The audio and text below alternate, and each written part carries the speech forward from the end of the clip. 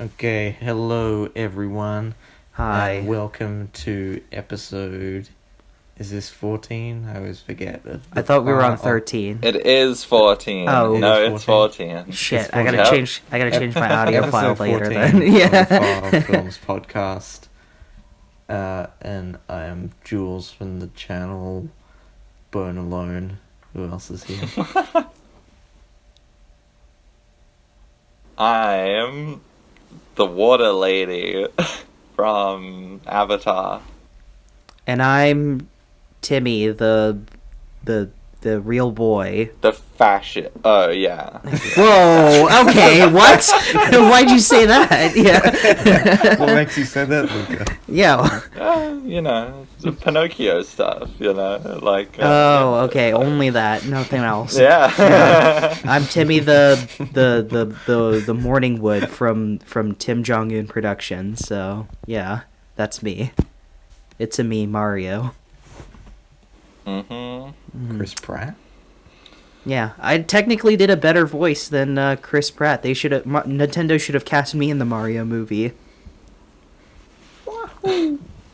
Yeah. Yahoo! Let's go. Still gonna watch that Mario movie in French. Like, there's no ways I'm watching the actual dub of that movie. You gotta Yeah. watch both so you can compare. No, I can watch just French Mario. I mean, It's- maybe And not the then whole actually movie, but just have compare a certain pleasant- scenes to the English one. You don't And want to have a listen to Anya pleasant- Taylor-Joy as Princess Peach and Seth Rogen Says as Donkey Bowser is Kong? coming. No. Coming. Jack Black Wow. as Bowser wasn't as bad as I expected. He was honestly the best voice, Yeah, based on he's the an trailers. experienced voice actor. Yeah, he actually Okay, knows but, how to like, do shit. The you know? Mario movie trailer is like such old news, so it's Yeah. new news. New news, New more news, important there's shit. a new Neil Breen film. Hell And yeah. we all watched the trailer. What did we think? Dank. It was epic. I mean, Yeah. looks pretty bad. Shut up. Looks pretty funny, Shut but Hater. looks pretty bad. Shut up. No, it's up. not. It's a masterpiece, okay? Masterpiece. Yeah. This is better than any. You haven't even seen the stupid movie. shit, James. And I don't need to. Yeah, it's already a masterpiece. Already a 10 out of 10. I don't even need to see the movie. You James know? Cameron released Wow. Avatar in December because he knew that Neil Breen was coming. Yeah, he and couldn't that compete. would- Yeah, he So- couldn't compete. Yeah, so yeah, I've seen all of his movies, and I'm proudly proud of the fact that I've seen all of his movies, and I would gladly see them all I've again. only seen Fateful Findings, Twisted Pair, and the one with the babies in the desert. I've seen a bit of that one. Oh, I am here. ... Now. Yeah, yeah. Yeah, that one's fucking awesome. That was my first one, I think, because the way I got introduced to Neil Breen was before Red Letter Media and YMS introduced it. It was just purely because my friend just kind of found the movie somehow, and he showed it to me. I thought it was the funniest shit ever. And So you now were like that it's a kind real early bird on that. yeah, but I just didn't I didn't think he was significant enough for me to say anything about that. But then this whole thing exploded, so I was like, "Wow, it's like I should have Well, just I done was here something." first. Yeah, I should have just done something about this, or whatever. So yeah, Yeah, I found out about him through the YMS video. I never found out about him earlier. yeah. So yeah, but it doesn't matter when we found out about that stuff. It's just as long as Only that all his movies are masterpieces. yeah, exactly. So, Luka, any thoughts or? On Have what? you- Neil Breen? Yeah. Yeah, Yeah. Have you seen any of his movies? I have not seen any Neil Breen movie. You got to get Well, on that. There's a future I've seen podcast clips. recommendations. And it looks funny, but I don't know. It doesn't seem like something that I would enjoy. No, myself it totally watching. is. You know what? Jules and I, Yeah. one of us is gonna recommend one of his movies one day, and you're gonna see what you're missing out. I will so. do a double Yeah, feature. if you want me to watch one of his movies, it's gonna be through a recommendation because I'm not gonna go out of my way to do that. by Why would you say it? myself. No, you can't. You can't say that. I can, and I just did because I don't know, like do you like The Room and like other bad movies like that? It's like in the same vein of that sort of thing. Not really. You don't like The Room? Have you never seen like The Room in like a cinema? With, like, I've seen The Room, people? But like it's such like, an enjoyable experience. Yeah, it's so much fun. I just feel like that's a movie that like. I mean, everybody knows it's such a bad movie. Oh yeah, it's ruined now. Maybe it's funny, of course. Like, but like, no one's saying it's unironically good. I don't really care. I don't care. I've seen it, and it was funny in like very specific parts, but it's also really awful in most of parts, and like you don't like it when the old lady said, "I definitely have breast cancer," and just never come back to that ever again. Nope. Not a fan. Didn't like when Tommy said in ADR in a few minutes, bitch. Oh my gosh. You know what I realized about the movie, the James Franco movie that the Room is based off? I didn't know that it sucks. That I mean, yeah, other than it sucked. Well, I wouldn't say it sucked. It could have been better. Yeah. But I didn't realize that the guy who like falls down and Denny says, "Wow, you're real clumsy," or whatever, like whoever the fuck his name was, like that guy was played by Nathan Fielder, and it took me now to realize that, and I was so really like shocked by that. It's like I think I need to see the movie again just so I can see Nathan Fielder, you know?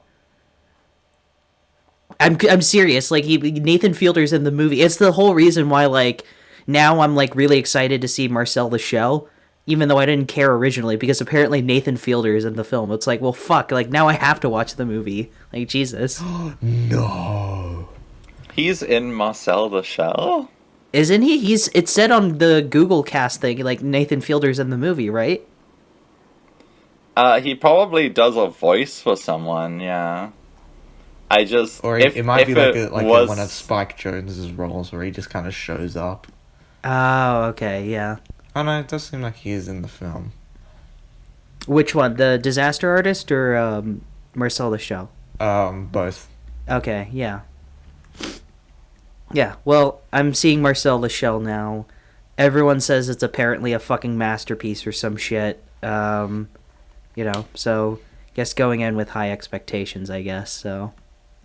Yeah, it's good. It's very good. Sucks, so it's not coming out till January. Mm-hmm. Yeah, I mean, I'm in a catch-up season right now. I don't know about you guys, but, you know, there's just a lot of stuff I need to watch. Fire of Love is also... Yeah, Fire of Love is also something I need to see. After Sun just never fucking showed up in my theater, so it's just, well, now I gotta see this as soon as I can. And Bardo and Broker, of course, and I wanted to see Holy Spider before the end of the year, but that's not fucking anywhere, so it's like... Well, I guess I have to wait until, like, 2023 for this shit to come out, you know, so... Yeah. I gotta see the new Gaspar Noé film, Vortex. Oh, yeah, I forgot that came out this year. I completely forgot. Jesus. Technically, that's a 2021 film, right? Or... Well, yeah. Technically, but yeah. Yeah, no one cares. Yeah. I want to see, There's a lot of shit that I want to see the Oliver Hermanis movie, the guy that directed Morphe. Living, whatever it's called. Yeah, it's apparently been getting like some awards buzz, and like that's honestly really awesome for him because like, yeah, like he just came. He was just like this South African director that's like now directing a movie that like might be nominated for Oscars and stuff, and that's really cool. Mm-hmm. Like, but like, did he get any awards buzz? Yeah, it did, but, like, at the same time, like, I guess that didn't mean anything, because not only had I never heard of the film until Luka recommended it, but, like, I looked at the Letterboxd score, and it's like, there were fewer than I expected for a film that just received all this buzz, and it seems like the same thing is happening with Living, because, you know, I want to see the movie, because I really did enjoy Morphe, but... It's not fucking anywhere, you know, not even, like, in the indie cinema, like, an hour away from my house, so it's like, what am I gonna do about that, you know, so... It's on... Yeah, it's weird why they're not playing it here, because, you know, the dude is from South Africa, like, I don't know why they're not... I think it's just, it happened with Morphy as well. I think he used like a British publishing company. So like okay. kind of that sphere of the world is getting the films first, because I think Morphy is like a 2019 movie, but it was only released in cinemas in South Africa in 2020. Okay, yeah. Yeah. Yeah, I mean, I find it strange because like Sony Classics, I think, produced the movie, and like, you know, I don't know, like we get movies like that. Like I got to see The Father on time, and that's like a Sony Classics picture, so I don't know what the fuck is going on here. So, whatever. I love the section on Oliver Hermanus's. Is it Hermanus? Hermanus. Hermanus.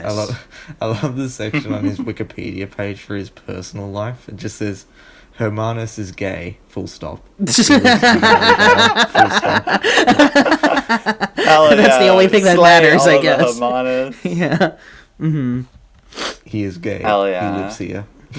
Yeah. Yeah, all I was thinking is like, I wonder why this guy made Mafi. Must just because he felt like it or something. So, yeah, no personal attachment to it whatsoever. Yeah, so yeah, Anyways, I think that's about it. I mean, there are also a bunch of other stuff that I wrote down, but I'm like not really keen on seeing them. But I just kind of have to. So like stuff like Till and the Woman King and Pale Blue Heart and Emily the Criminal. In the Woman King. Apparently, it's like this fucking great thing, but it like bombed at the box office. It was in the theater that's near me, but I just was never interested in seeing it because it like. Yeah. I don't know. Like, I wasn't keen on it. It was playing at my local theater, and I was like, whatever. Who cares? Yeah, I'll just now, wait until now it's apparently on. it's like some masterpiece. Like fucking Barack Obama loves it, and.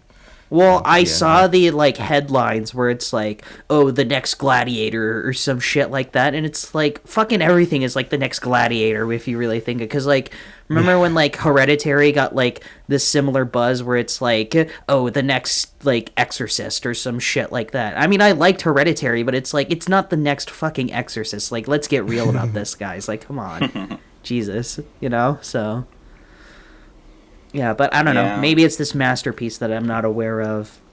And then there are like a couple of like Sundance films that I missed that I wasn't keen on seeing, like Duel and Emily the Criminal and all this other shit. And it's like, you know, they seem like fine movies, but not really something I'm gonna waste 2 hours of my time on. You know, so.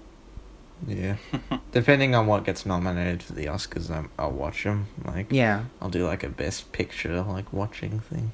Yeah, I mean, I'm definitely going to see all the Best Picture noms, whatever they're going to be. But hopefully it's one of those ideal situations where it's like I've seen most of them, but last year's was not that. And Luka and I made that video together where we reviewed all the films.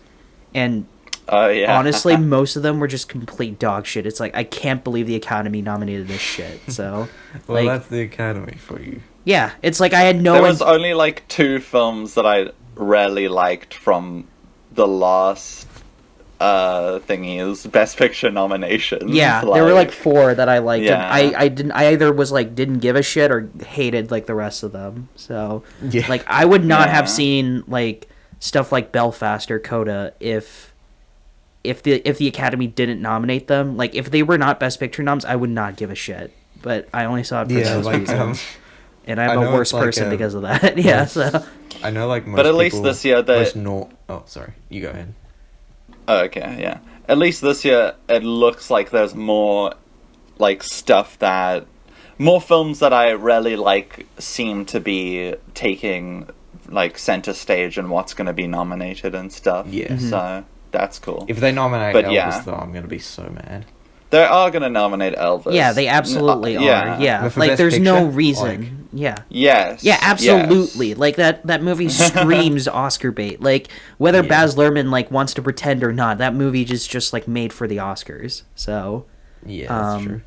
That thankfully I've already seen it, so it's like I won't have to like see it again. You know. So like last year, like I know it's like lots of like people who like aren't as like in deep on like films as like we are complain like these are films that I've never heard of before, but like last year like most of them were.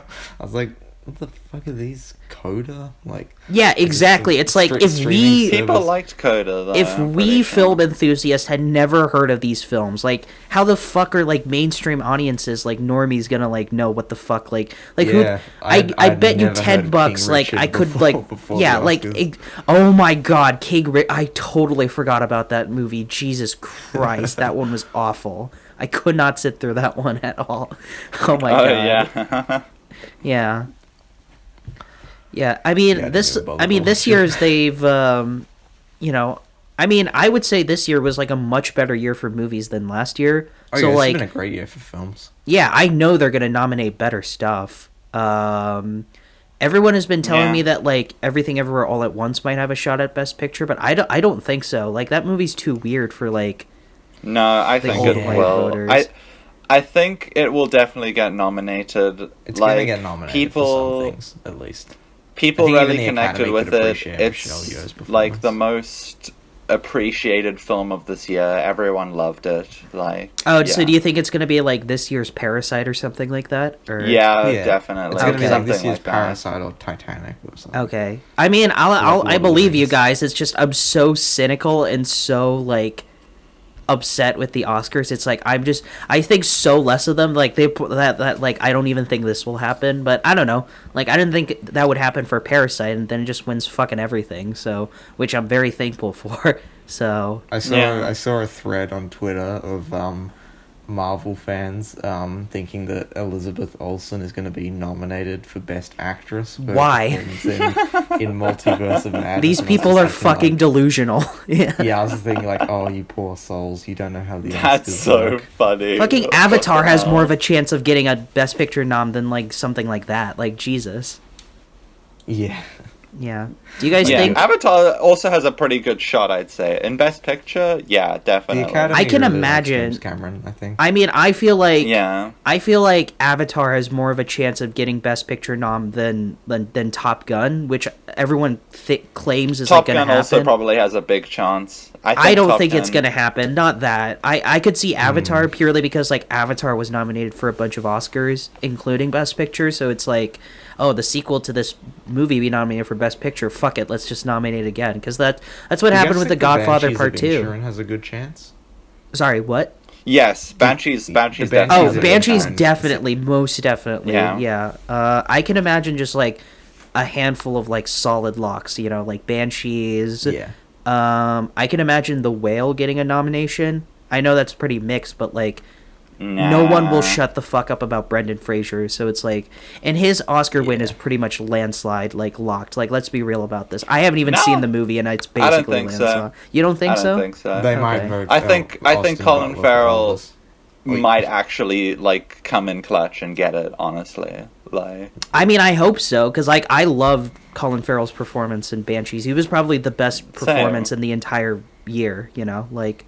I mean, I haven't yeah, seen The it's Whale about yet, time so he I earns- can't he talk. earns that Oscar. But yeah, Yeah, the same way that I Yeah. think Brendan Gleeson was like the best supporting performance, but I don't think Brendan Gleeson's gonna win against Kihei Ke Kwan. Kwan. yeah, Ke Huy Quan. I mean, yeah. I'd be happy for both. No, I'd be happy for that too. Yeah, I like this is a year where it's like there are no losers. There are just only I mean there are losers, but like I'm not gonna get mad at like any of the choices, even if my top choice No isn't gonna be Elvis, picked. no Jurassic World. If Elvis- Jurassic World even gets nominated for anything, then I'm gonna Elvis be- will probably get a Best Picture nom, but I will get Yeah, pissed if he no, wins. Elvis Yeah, that's the only probably one. will. Who knows? Yeah. And After Austin Bohemian Butler. Rhapsody for best editing, that I don't know what to expect anymore. I smashed my head against a wall for that one. Yeah. So. Yeah. Sorry, Luca. You were saying something about Austin Butler. Yeah, he'll probably get actor too, along with Elvis. Mm-hmm. I think the biggest films that will probably get Best Picture nominations are like Everything Everywhere, Avatar, Banshees, Elvis. Tar probably could get a Best Picture Tar, nomination. yeah, Tar Yeah. probably. Mm-hmm. And like, Top I don't Gun. know. Top Gun probably, yeah. And I can imagine a bunch of like normie bullshit like Best Picture noms. Like, She Said will probably get a Best Picture nomination. Oh yeah, yeah, yeah, definitely. my Yeah. grandma Yeah. keeps going I on that skipped movie. out on that movie because it's like this does not look interesting, but it's probably gonna get nominated, and like Carey Mulligan's probably gonna get nominated for Best Actress because that's just how the fucking Oscar works. So, but no one really cares about that because like I think the Best Actress one. Oh, is, Fablemans too. Fablemans is gonna get. Oh, yeah, it's Oh gonna yeah, 100% be yeah, nominated. 100%. Yeah. Yeah. And Spielberg's gonna get a Yeah. Best Director nomination for that, obviously. So, Yeah, I definitely. was Which- just looking at some of my list of like the films I've seen this year. Imagine if they nominated Jackass Forever for Best Picture. I would be ecstatic for that. Yeah. That probably won't happen, but yeah. Oh yeah, no, it I am certainly like won't happen. praying to Christ that Decision to Leave gets like a bunch of nominations No. the same way Parasite No, did. I know no. it's not going to happen, It'll but get, I'm like, It is it'll get not framed to happening. cringe, I'm sure, but It'll get international feature, and that is international it. feature. Yeah. Yes. do you think Triangle of Sadness has a shot of getting a bunch of noms? Or No, nothing. It's probably gonna get jack shit. that's yeah, fair. does it even count as an Unless international they film? do like a similar thing that they did with director, like with Thomas Vinterberg, like just out of the blue. But I don't think Oh, it will yeah. happen. I mean, there's a chance, you know. Like, I was There's a surprised. chance. I was surprised Thomas Vinterberg was even nominated that year. I was like, what the fuck? Like, yeah, I'm happy you're here, but like, seriously, that's where the fuck do you come Academy from? being all, like weird for some reason, just nominating stuff out of nowhere. Do you guys Yeah. think?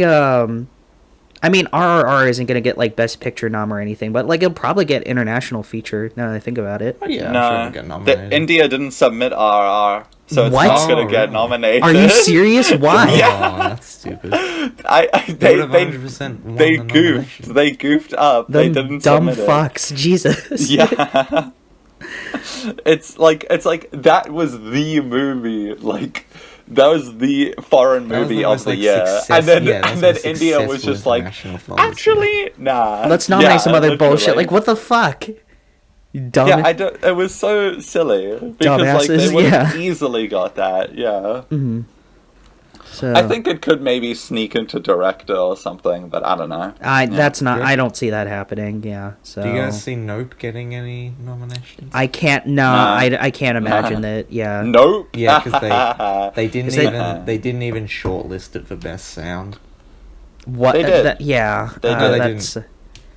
Oh, didn't they? No, Oh, no, they no. did. Okay, yeah. It's I been can see. on some of the shortlists though, at least. I can see it getting nominated for like visual effects and stuff like that, but like that's about it. You know, because like. yeah, probably something like that. Get Out was a Maybe fluke. Yeah, cinematography. Get Out was a fluke in the sense that like we don't like horror movies, but this one is calling white people racist. So let's just nominate it so that we can pretend we're not racist or stuff like that. And Yeah. you know, People and then might when get mad at us if we don't and call us racist if we yeah, don't. exactly. And then like when Us like kind of moved away from that a little bit and was like more of a traditional horror film, then they were like, okay, now we can just pretend this doesn't exist because horror movies are for virgin nerds or some shit, you know? Like, I've never understood the aversion against I like hate that about the Academy. yeah, it's like you guys are nominating like and giving awards to shit like Green Book.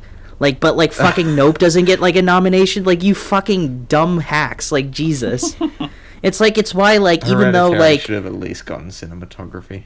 yeah, and it's like Despite yeah, what you think about it's why The Lighthouse like didn't get film. fucking nothing because they're just so high and mighty about horror movies, you know. So The Lighthouse got cinematography.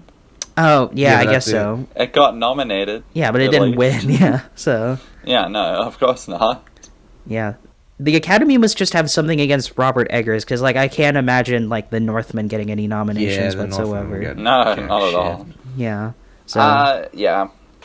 But anyways, we'll just have to see what happens when Yeah, we will the be- nominations come we'll out. be reading the best, or not the nominations when they come. do you out. guys think Amsterdam reading will those get any podcasts. nominations? Like, that would be the funniest shit happen Oh. if it does. So Imagine if Yeah. Amsterdam got like best direction. it probably will happen, you know, because like David O. Russell is their boy. They love David O. Russell. they That's love why. David O. Well- Russell. That's why they've nominated all of his films for fucking everything, even though he doesn't deserve that shit. You know, like fucking guys- Joy got a nomination, but like Joy was such a Ugh. piece of shit. It's like what? we've got a lot of movies to talk about. Yeah. And Oh, yeah, we should probably move away you from know this. what's probably gonna win Best Animated Feature? Pinocchio. Whoa! What did we Pinocchio. watch? Pinocchio. Hell Bam. yeah, bam, Robert nice. Zemeckis' Pinocchio gonna win Best Animated No. Feature. No, we're talking about Pauly Shore's Pinocchio. Wait, Yeah, no. yeah. I think that's the wrong one too, guys. No, we're You talking mean about Roberto Guillermo's. Benigni's Pinocchio. Oh god. No, we're talking about the original Disney 19 whatever fucking year it came out. 1940 Pinocchio. Pinocchio. Yeah. No, Guillermo del Toro, Pinocchio, stop motion. Hmm. Yeah, it was good. Yeah, I loved it. Fucking I thought it was awesome. fantastic. Yeah, I My favorite film of this year. yeah, I think because I was lucky to see this film in theaters, because my theater for some reason was showing this film in like massive screens, and I was like, oh, this is out. I might as well, I don't want to wait until it drops on Netflix. So, and yeah, it was fucking great. I loved it. Yeah, I never, this Guillermo and stop motion never was this conclusive idea in my head until I saw it, and now that I've seen it, it's like I just want Guillermo to just only make like stop motion movies. Yeah. It's like when Make Wes an Anderson Osmond just like film. randomly makes a stop motion. It's like, oh shit, like I want to see more of that. Like, can I have more of that, please? So Yeah. yeah. So it what did you it guys looked think?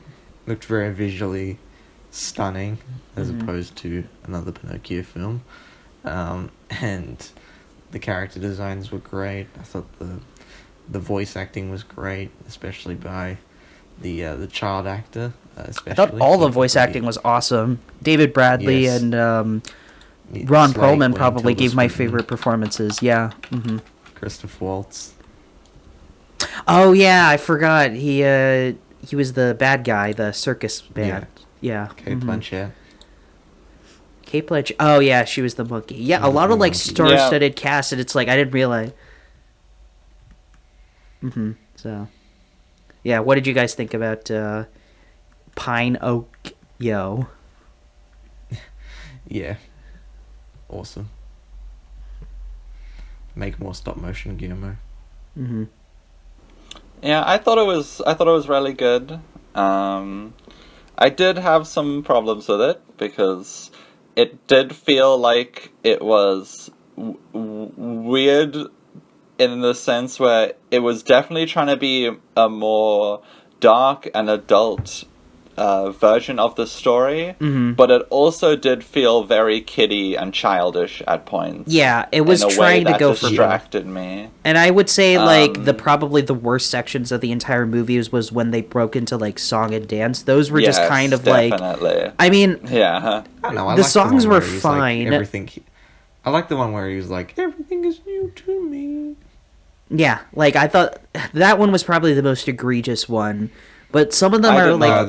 the most egregious one was when he sings a song about shit in front of Mussolini. It's like, this is, like, oh, such, I don't know. I kiddie kind of liked. I humor. kind of enjoyed that one. That one I was like fine with. Like all the songs with him like performing on stage with Kate Blanchett Monkey and Christoph Waltz circus band. Like I didn't have a problem with those. I thought they were like they fit more with like that particular moment of the film. It was just all the shit before that, like when he like sings about like, oh, what's this and all this other stuff. That one was like, ugh, this is kind of cringe. So I did not like any of the songs in this movie. I think Really? they halted Oh, yeah. the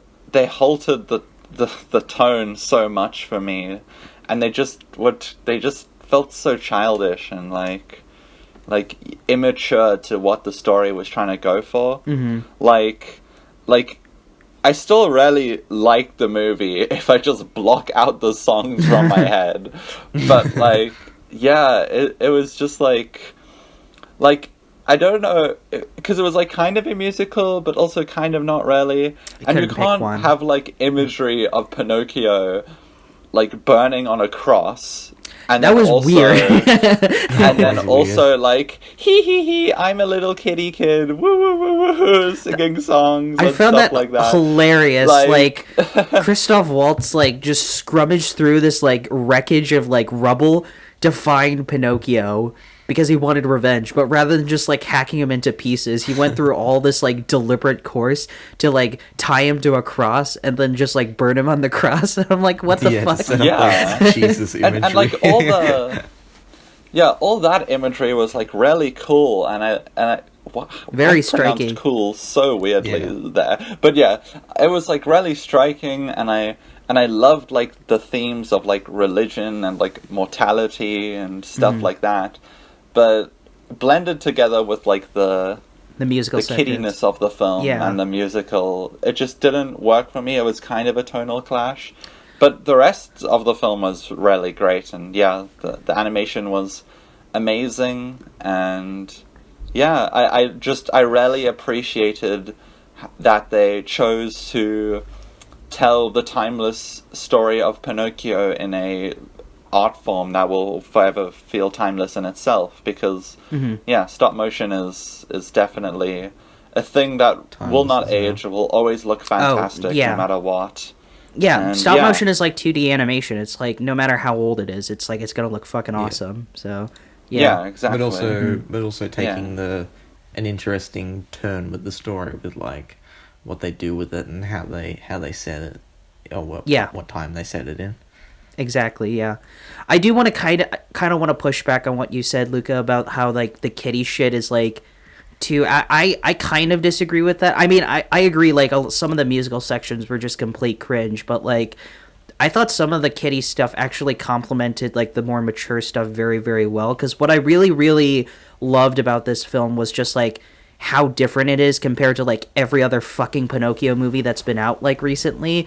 It's, like, it uses, like, sort of, like, 1940s, like, fascist Italy, like, and, like, using Mussolini, like, as, like, all this propaganda piece to, like, kind of make the setting different, but also kind of how it affects like children growing up during like Mussolini's Italy. You know, like I really loved that scene where like the training scene, or even before that when Ron Perlman's kid, played by Finn Wolfhard, he's like in bed with Pinocchio, not together in bed, they're in separate beds, they're just in the same bedroom. They were boyfriends, though. Yeah, obviously, yeah. And Finn Wolfhard was like, "Oh yeah, I'm not afraid to die. Like, I love war. I love going to war." But then he just kind of like sits there and like is just really depressed, and it's like you can tell he doesn't actually believe in any of the crap that he's saying. He just wants to make his dad proud, and like Pinocchio's kind of there to like comfort him and stuff like that. And then that's even more apparent during like that fake like battle scene or whatever, where like they're using paintball guns, where like Ron Perlman is like mad at his son, where it's like you shoot this fucking puppet, like shoot the doll or whatever, and he's like, no, I won't. You know, it's like it's really powerful stuff. It's like, wow, this is so different compared to everything else I've seen, where it's like, you know, like the Mussolini backdrop isn't just like there just because they fucking felt like it. It's like very integral to like the main plot and like the themes and stuff like that. So like I do want to push back a little bit. Like I think the kiddie stuff like sometimes melded very well with the mature stuff. But what you just mentioned wasn't kiddie stuff though. That was like actual like the more interesting aspects about the film. Like that's the stuff that I liked about it. Yeah, but that's why I wasn't mad about the when Pinocchio was singing about war. It's like a fight in the lands and all this other stuff. Like those moments, like I didn't hate those moments because like that one was better complemented by like the main plot and themes that they were going for essentially. Yeah, so. That one. I feel like when music like was properly integrated into the film, like in something like a stage play or something like that, it did work a bit better. Mm-hmm. But yeah, the random like outbursts into song just were things that didn't really work for me that much. Mm-hmm. That's fair. Yeah. So. Yeah. I thought the kiddie stuff, I thought it was like it kind of represents like an innocence in Pinocchio and how he views the world. Yeah. And then that slowly kind of fades away due to like the time period that this is set in. So, so I thought it was like, it's kind of more not morbid in a way, but like there's a loss and this unawareness as to what is happening. I feel like the maturity of this film reminds me of like some of those earlier Pixar movies where like they're technically for kids, but like they weren't afraid to like go super deep with like its mature themes, like Toy Story or like Finding Nemo or some shit like that. You know, it reminded me of that. But I think with this one, like Guillermo kind of like pushed it a little more into the edge. Because I really loved those scenes where every time Pinocchio essentially gets whacked, he gets killed, he like goes to this like weird like spiritual like purgatory or something, and he has to like hang out with like Tilda Swinton Sphinx person or whatever, and it's like it's really cool. A lot of cool ideas and designs and stuff. Yeah. The Donnie Darko bunnies. Oh yeah, that's right. So yeah, so there seems to be a lot of staples in Pinocchio stories where they just like, oh, we just have to include this shit. Like they have to include like even in this one they have to include Jiminy Cricket, and they have to include like what was this, Geppetto and like the gang like getting swallowed by a whale. And I'm like, oh, I guess this is like a staple in every fucking Pinocchio story, because it's like this was in then it's not Pinocchio, Robert Zemeckis and the original Disney one. So it's like even elements of this are in the Polly Shore. Yeah, exactly. Well. Yeah, even like the circus bits. It's like this is just for the Polly Shore one. Yeah. So. Yeah. So Pinocchio definitely has a distinct lore, to it, and like there definitely is specific story elements you need to include when making a Pinocchio film. And I guess I never understood why, because it's like Pinocchio isn't like Batman or whatever, where it's like no matter what Batman movie you make, it's like Batman can't kill people, except like Batman v Superman when Zack Snyder decided to say fuck the rules or whatever. It's like, go back to your fucking it's like Pinocchio is in Batman, where it's like people give a shit enough till it's like you can like drastically change, you know? It's like even with this one, it's like, I mean, I really did like the whale section, don't get me wrong, like I love the animation and I love like sort of like the intensity that it brought out and stuff, but it's like I've never understood what the fuck was the point of any of this shit, like, in any of these Pinocchio movies, other than to pad out the runtime and, like, add extra tension. Because, like, if this Guillermo Pinocchio was just about, like, Mussolini's fascist Italy, like, you could kind of see this as sort of, like, a kid's version of, like, Pan's Labyrinth or something like that, you know? Yeah, definitely, yeah. He likes to include the war aspects in his film. Yeah, and I even got, like, bits of, backdrop. Like, Shape of Water into this as well, because, like, Michael Shannon's character from Shape of Water kind of reminded me of, Ron Perlman's character in this one, like the hardline military man, like do what's best for the country and stuff like that. Like I got bits of Shape of Water as well, but then you just have this other shit like with like the whale and like all this other crap, and it's like who the fuck what you know? So yeah, it's just like a staple of telling a Pinocchio film. Like this very much was Guillermo wanting to make his own rendition of the original story or the original film, and he did take all of the like classic plot beats that you see from the story and just made it into his own. Yeah, you can tell he like loves the source material, you know, like that's why, like, even though for me personally I could give a shit about Pinocchio lore, like I'm glad that he likes it, you know, because like when he adapts like material he clearly loves it. Into stuff, you know, like the Hellboy movies. Like, he clearly likes the Hellboy comics, so it's like he tried to follow them as closely as he could. And even in stuff like Pacific Rim, like, with Pacific Rim, you can clearly tell he's, like, this massive weeb, you know? Because, like, there are a lot of, like, mecha anime, like, plot lines and, like, cliches that I noticed in the movie. So it's like... And kaiju movies. Yeah, and kaiju movies. So, like, he clearly likes what he likes, and he likes incorporating that stuff into his movies, and that's why, like, I'll always like the guy. I'll always see all of his movies, because even if it's, like, even if he doesn't make, like, masterpieces compared to his contemporaries, because I don't think, personally, he's made anything as good as, like, anything Iñárritu or, like, Cuarón has made, but I don't know, Pan's Labyrinth. Oh, yeah, well, forgot about that. Pretty fucking awesome. It's pretty awesome. Okay, I'll give you that one, but it's, like... You know, but I'll always love him because it's like he always like knows what he wants to make, and he could give a shit if you don't like it, you know? Like, he didn't have to make stuff like Pacific Rim, but like he chose to make it, you know? It's like, fuck you, you know? So yeah. So, and I love the design of Pinocchio too. It's so different compared to every other like Pinocchio movie I've seen. You know, it's not like the Disney one where it's like, oh, he's like a boy, but he's made out of wood and stuff like that. You know, like this one, it's like you clearly can tell a wooden. Yeah, boy. he looks Yeah. like a wooden boy. Yeah, he clearly was Yeah. made from a tree and shit like that. Like, I love the design of this Yeah. new Pinocchio. It's fucking awesome. He doesn't have so- like the Yeah. little waistcoat and stuff that's like iconic with like the Disney character. Mm-hmm. Yeah.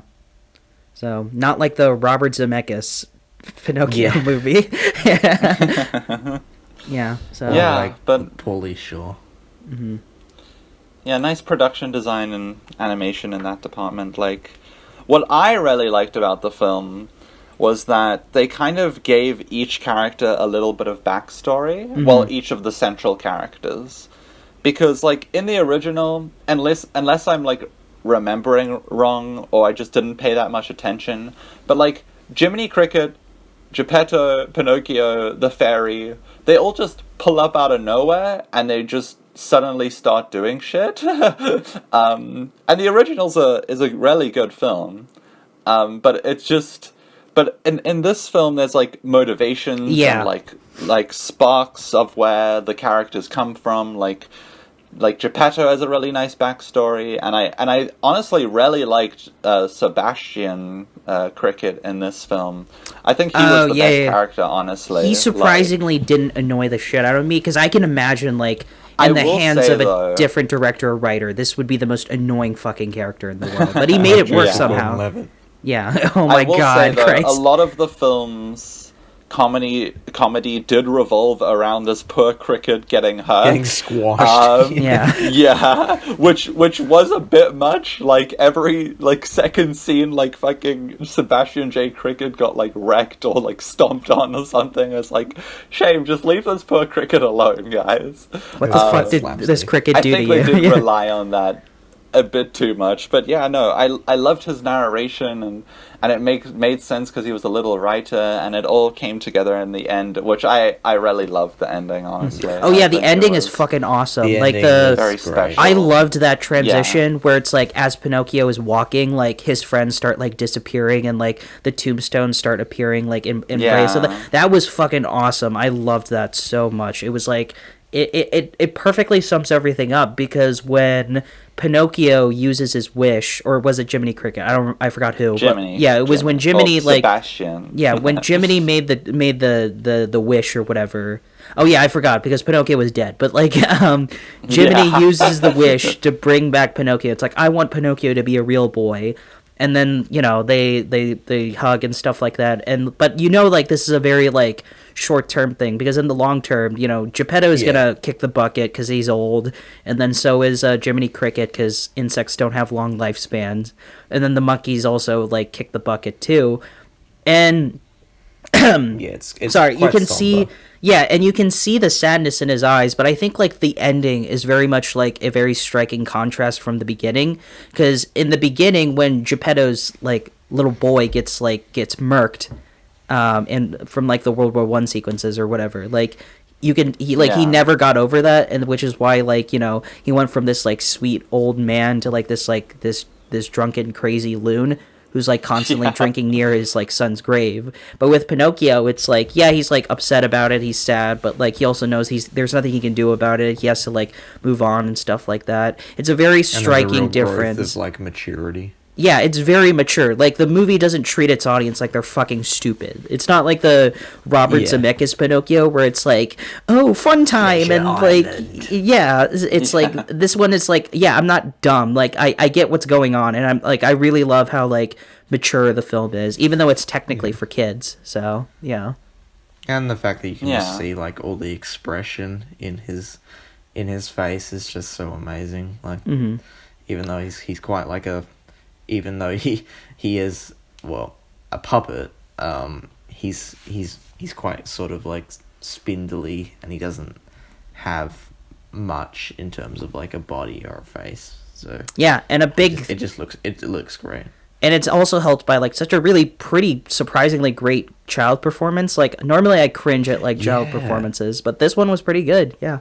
So. I think Guillermo can just bring out the Yeah. best in them. Yeah. So, and I mentioned before, but like David Bradley and Ron Perlman's performances, they were my absolute favorite. I fucking loved their voice performances and their characters. They were awesome. Yeah. Yeah, I so. wasn't expecting to like David Bradley because I was kind of curious because he's got like kind of like the kind of gruff, angry voice from like Game of Thrones and Harry Potter. Harry But no, Potter. he was great. Yeah. So. Yeah, I love David Bradley. I always laugh whenever I see him in the Cornetto trilogy because in Hot Fuzz he's he's the guy who like chops off people's hedges or whatever. And then The World's End. He's Mad Basil who believes in like underwater Nazis and like the Bermuda Rhombus and all this other shit. It's like this is hilarious. Like fuck, yeah. So yeah, But yeah, that's Pinocchio. yeah. That's about it. I don't have anything else to say. Yeah. Probably Guillermo's seen it best in twice. years. Yeah. I don't know if you guys It's his agree. best since The Shape of Water. I think Shape of Water's better. Okay, yeah. I think I liked Yeah. this one more than Shape of Water. Shape of Water was good, but I definitely liked this one a lot more. So yeah. Yeah. Alrighty. I'll give this one an 8 out of 10.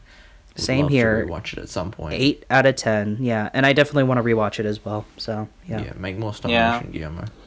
yeah. Make another one. I'm a bit. I'm a bit lower. I'm at a 7, but I still think it's a really great little film.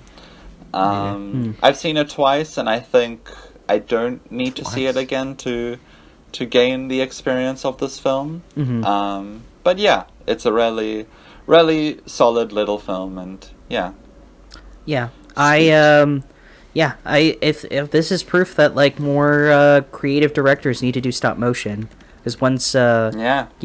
Wes Anderson and now Guillermo just need more people to do it. Like, I don't know. I just think that they work because both of those directors have like very whimsical and like production based styles. That's so, fair. like, Yeah, it like transitions into stop motion. So, But I wanna I see, don't like- think anyone can pick it up and like do it well. I want to see but- like Gaspar Noé like make like a stop motion animated film or some shit like Yeah, that. like, I don't know You if could he make it with fucking like the guy could. who made Mad God. That would be amazing. Oh yeah, that'd be Oh my sick as God. fuck. Like yeah, hell yeah. Yeah. So yeah. So speaking Have of you guys things seen that the- are sorry, say your thing. I Oh, I guess. was yeah. gonna mention, like, have you guys seen the video of Guillermo del Toro at like the Pinocchio premiere where he's like all smiling and holding up the Pinocchio puppet and like pointing at it?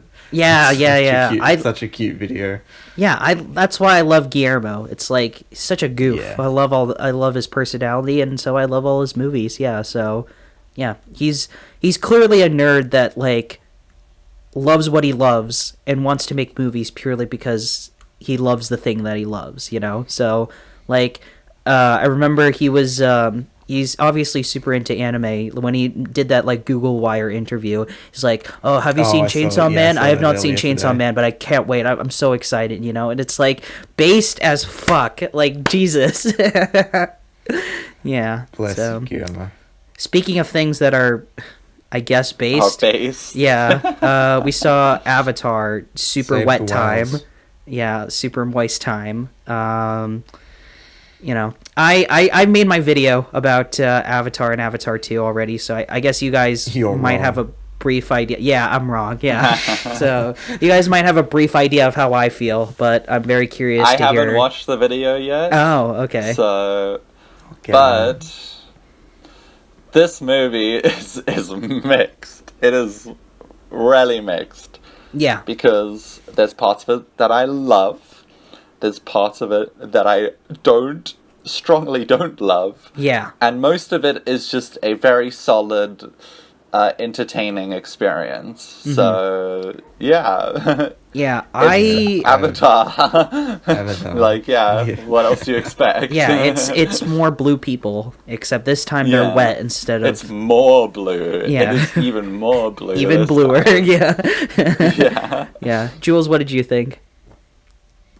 I'm very, very conflicted on this. Like, I saw the film pretty much a week ago today, and I've gone back on my rating from like a 6 to a 7 to a 6 to a 7 to like quite a few times. I'm very conflicted because on the one hand, like, I definitely have some major issues with it, like its screenplay, its runtime, what they do with some of the characters, but like I just can't ignore like how much like effort and like how well assembled the I'm with you, package is. Jules. Yeah, that is exactly how I'm feeling right now. Yeah, that's It's why like I was tempted to give the film a 5 because that's in my heart that's how I feel, but in the end it's like when I look at like the amount of effort and the amount of like shits that Cameron gave to make this movie, it's like I mean, like, but I have to respect like the craft of all of it all, and like Cameron's commitment to like make everything as perfect as possible. So like that's the reason why I gave it a 6. But yeah, it's like what you guys said. It's like I feel very conflicted because I before in prep, a month before this movie came out, I saw the re-release like 3D remaster of the original Avatar. And I was absolutely floored because the last time I saw this movie, I must have been like, I don't know, 10 or 11 or something. So like I didn't really know what to expect other than like I'm supposed to not like it because it has no story and no characters. Like, but Avengers Endgame somehow has all those things, but whatever. And I was kind of floored. I was like really, really impressed. It's like, I mean, yeah, like the characters are really bland and like, yeah, like, no, I can't remember a single person's name and the story is super generic, but like at the same time, that's not really what I got out of the movie. What I really loved about the original Avatar is like the experience of it all, like to like see this like massive world kind of like explored upon almost like a nature documentary or something. And with this one, I felt like it was like kind of trying to do that, but at the same time kind of failing. I mean, like, I mentioned this in my video, but it's like, with this one, it felt like less like kind of this engaging new world where like the characters just kind of like dick around and like learn more things about the environment and like the whole like atmosphere of like the watery part of Pandora, and more just kind of like shit that needs to happen to get to point A to point B to point C. Because like I disagree, honestly. I that's think how I this film felt. is way more just characters immersing themselves within the world, and it's so much so that it kind of feels like less like this is like a really low stakes film. Yeah, like most of it is nothing just much focused happens. on Like the worst thing that characters, like, happens is that adapting to a this whale new gets killed. Like environment. that's about it. Yeah. Yeah. Well, I don't know And if you like guys... which is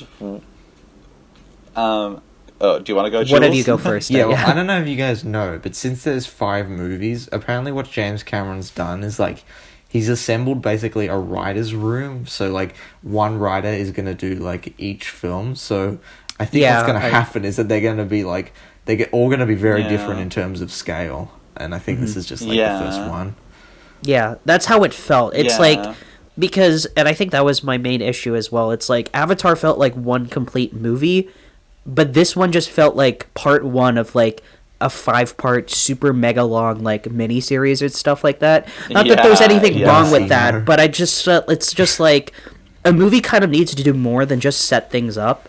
You know, it's like because there was a lot I was very interested in and I wanted to learn more about. Like the thing that I felt like was the biggest waste of potential was well 2 things. One was 14-year-old Sigourney Weaver. Like I thought like there was a lot of interesting ideas with her, but they just kind of sidestepped that shit for like more like, okay, now it's time to swim in the water again. You know, it's like, not that I didn't like those scenes. Like I really loved the 3D and I really loved the CG. Yeah, I really loved the CG. The CG in this film was fucking awesome. Like it's probably like not only the best CG work I've seen all year, like by a landslide, but probably some of the best CG work I've seen in like in a decade. Like this film looks fucking beautiful to look at. If you're not, and I will say this, if you're not watching the film in like 3D in the biggest screen possible, you're basically not watching the movie. It's like, I don't mean to sound like an elitist asshole, but like that's really how, like that's the way Cameron wants you to see the movie, you know? Like, and and that's how I went to go in IMAX. Yeah, I want to see it again too, you know, because even though I didn't like this as much as the first, like I said, like the experience is like the more important thing. Like it doesn't really matter how I feel about like characters or like plot points or that shit doesn't really matter. What matters is like kind of immersing yourself in this new world. And I think in that sense, like Cameron accomplished what he wanted to accomplish, you know, like because I felt the proper emotions when the action happened. Like I felt that sense of wonderment that he wanted me to feel during those water sequences. Like it does what it wants to do. but I still feel like there's just something missing. Like at its core, there's just something that's missing from this film that just like wasn't like that was there in the first film. You guys know what I'm saying? Yeah. I think I can identify what it is. I think it's just that, like, is it It's just that- Jake Sully goes through no character arc in this film, essentially? He's basically not in this movie. He's like gone during the second act. He and Neytiri are just there. They're just there, and they're characters that we recognize, but nothing really happens with them, so they kind of feel very absent from the film because we're mainly focusing on, like, the kids, and then when Jake Sully does show up, he's like, oh, fuck you made me look bad. And this is what I meant by, like, it didn't feel like much was happening because, like, you guys are mentioning that, like, the kids are, like, are focused on, but I feel like they're not even properly developed either. Like, when the eldest son gets killed and everyone's, like, crying over, like, his death, I don't feel anything because, like, I kind of forgot he existed. It's like, who the fuck are you again? Like, what? Who are you? There's something I'm still confused about, which was the water girl. Was she in like a relationship with the older one or the younger one? Because I think it was the younger one, right? Because I literally couldn't tell who was who. Because like, she was like really a bunch of blue, and I was like, wait, did I get this wrong? Was she interested in him or? Yeah. I mean, she was the younger dude. Yeah, she likes them young, you know, like it's. Oh God. Yeah, but like that was like I was so upset on that moment where it's like Neytiri is like, and this is what I mean, like Jake. If you thought Jake was absent, Neytiri basically has no character. She is not important until the literal last 30 minutes of the movie. Yeah, they literally bring her back on screen when they want her to do that crying thing. Like, they make her cry like 4 times in this movie just because she's so great at doing that crying performance, and then they take her away and then she's not on screen again. Yeah, which like sucks because like she's the best character. The best character. Exactly. The best actor out of all of the people in these films. Yeah, it's like the inverse thing. Like what should have happened, the inverse happened, where it's like I felt like in this one Neytiri needed to be the main character, not like these fucking bland whatever kid. I mean, stupid bland kids. Is a strong word. They're just. The movie was so insistent on making the main kid that they wanted to focus on. So like the second son, like this, like, oh, I'm a rebel. Like I'm like against, like I like friends with the rebel whale. Yeah, I'm like I don't play by the rules. Like he just doesn't come off that way, and it's like every time the movie tells me that, I'm like, but I don't get that impression at all. You know, like. You know, because most of the time I spent him, like, dicking around in the water with this big whale. And it's, like, it's cool to look at visually. On, like, a surface level, it's very cool. But, like, when you look underneath it, there's just nothing underneath. There's no meat, like, underneath that, like, cool surface level visuals, you know? So... The onion is hollow. Yeah, I was, like... In terms of the water and that everything stuff, like, I was really into the film. Like, for the first, I don't know, like, because this movie's long, first hour and a half, maybe? Like, I was really into it. I really loved the characters going to this new world and immersing themselves within it. Mm-hmm. And then he kind of, like, became friends with, like, the whale, and I was like, okay, what's happening? And then the whale hunters were introduced, and I was like, okay, there's only, like, an hour left now, so they're literally not going to have time to do anything. And then that's when I was slowly realizing that, like, okay, yeah, this is just going to be a lower stakes story in this, just set in this, like, sprawling world that they just want to develop. Yeah. Because and that kind of felt a bit weird to me, because, like, all the marketing and the trailers were like, this is the grand return to Pandora. Like, it's been 10 plus years. Yeah, no, shit doesn't happen. Like jack shit happens, you know, like this didn't feel like a grand return. It felt like DLC, like extra, like side content. Yeah, exactly. But once I like got more in tuned with that, I kind of like got a bit more into it, because I realized, like, yeah, there's still 4 or 3 other movies that they can do it. I think I just fell too deeply into the hype of this being like another big, like, me too, like war between like tribes and stuff. Mm-hmm. Yeah. But Yeah. but I still really liked what I got. Like, I'm always gonna love like water stuff, and this film like really does it so well. Like the cinematography and everything in that department. Yeah, is this great, looks and, great. Like this is probably Yeah. this is probably one of the best visually looking films I've seen this year. Like, Yeah, because and, Cameron like, knows how the to get action great scenes- visuals. Yeah, and I Yeah, loved and the action last scenes was super entertaining. Yeah, the last and, hour of like, this film was yeah. super engaging. Like, and I don't know about you guys. So I saw the film in high frame rate. So I saw the film in like the 40 frames per second or whatever. And the first like 30 minutes of this movie was so distracting. Like, during specific moments. I don't know if you guys saw it in 3D high frame rate, but I saw the film in Nah. that setting. Nah. And during certain sections, it felt like someone took the controller and like fast forwarded the movie. Cause like that's how it felt like watching it in 40 frames per second. It's like, what the fuck is happening?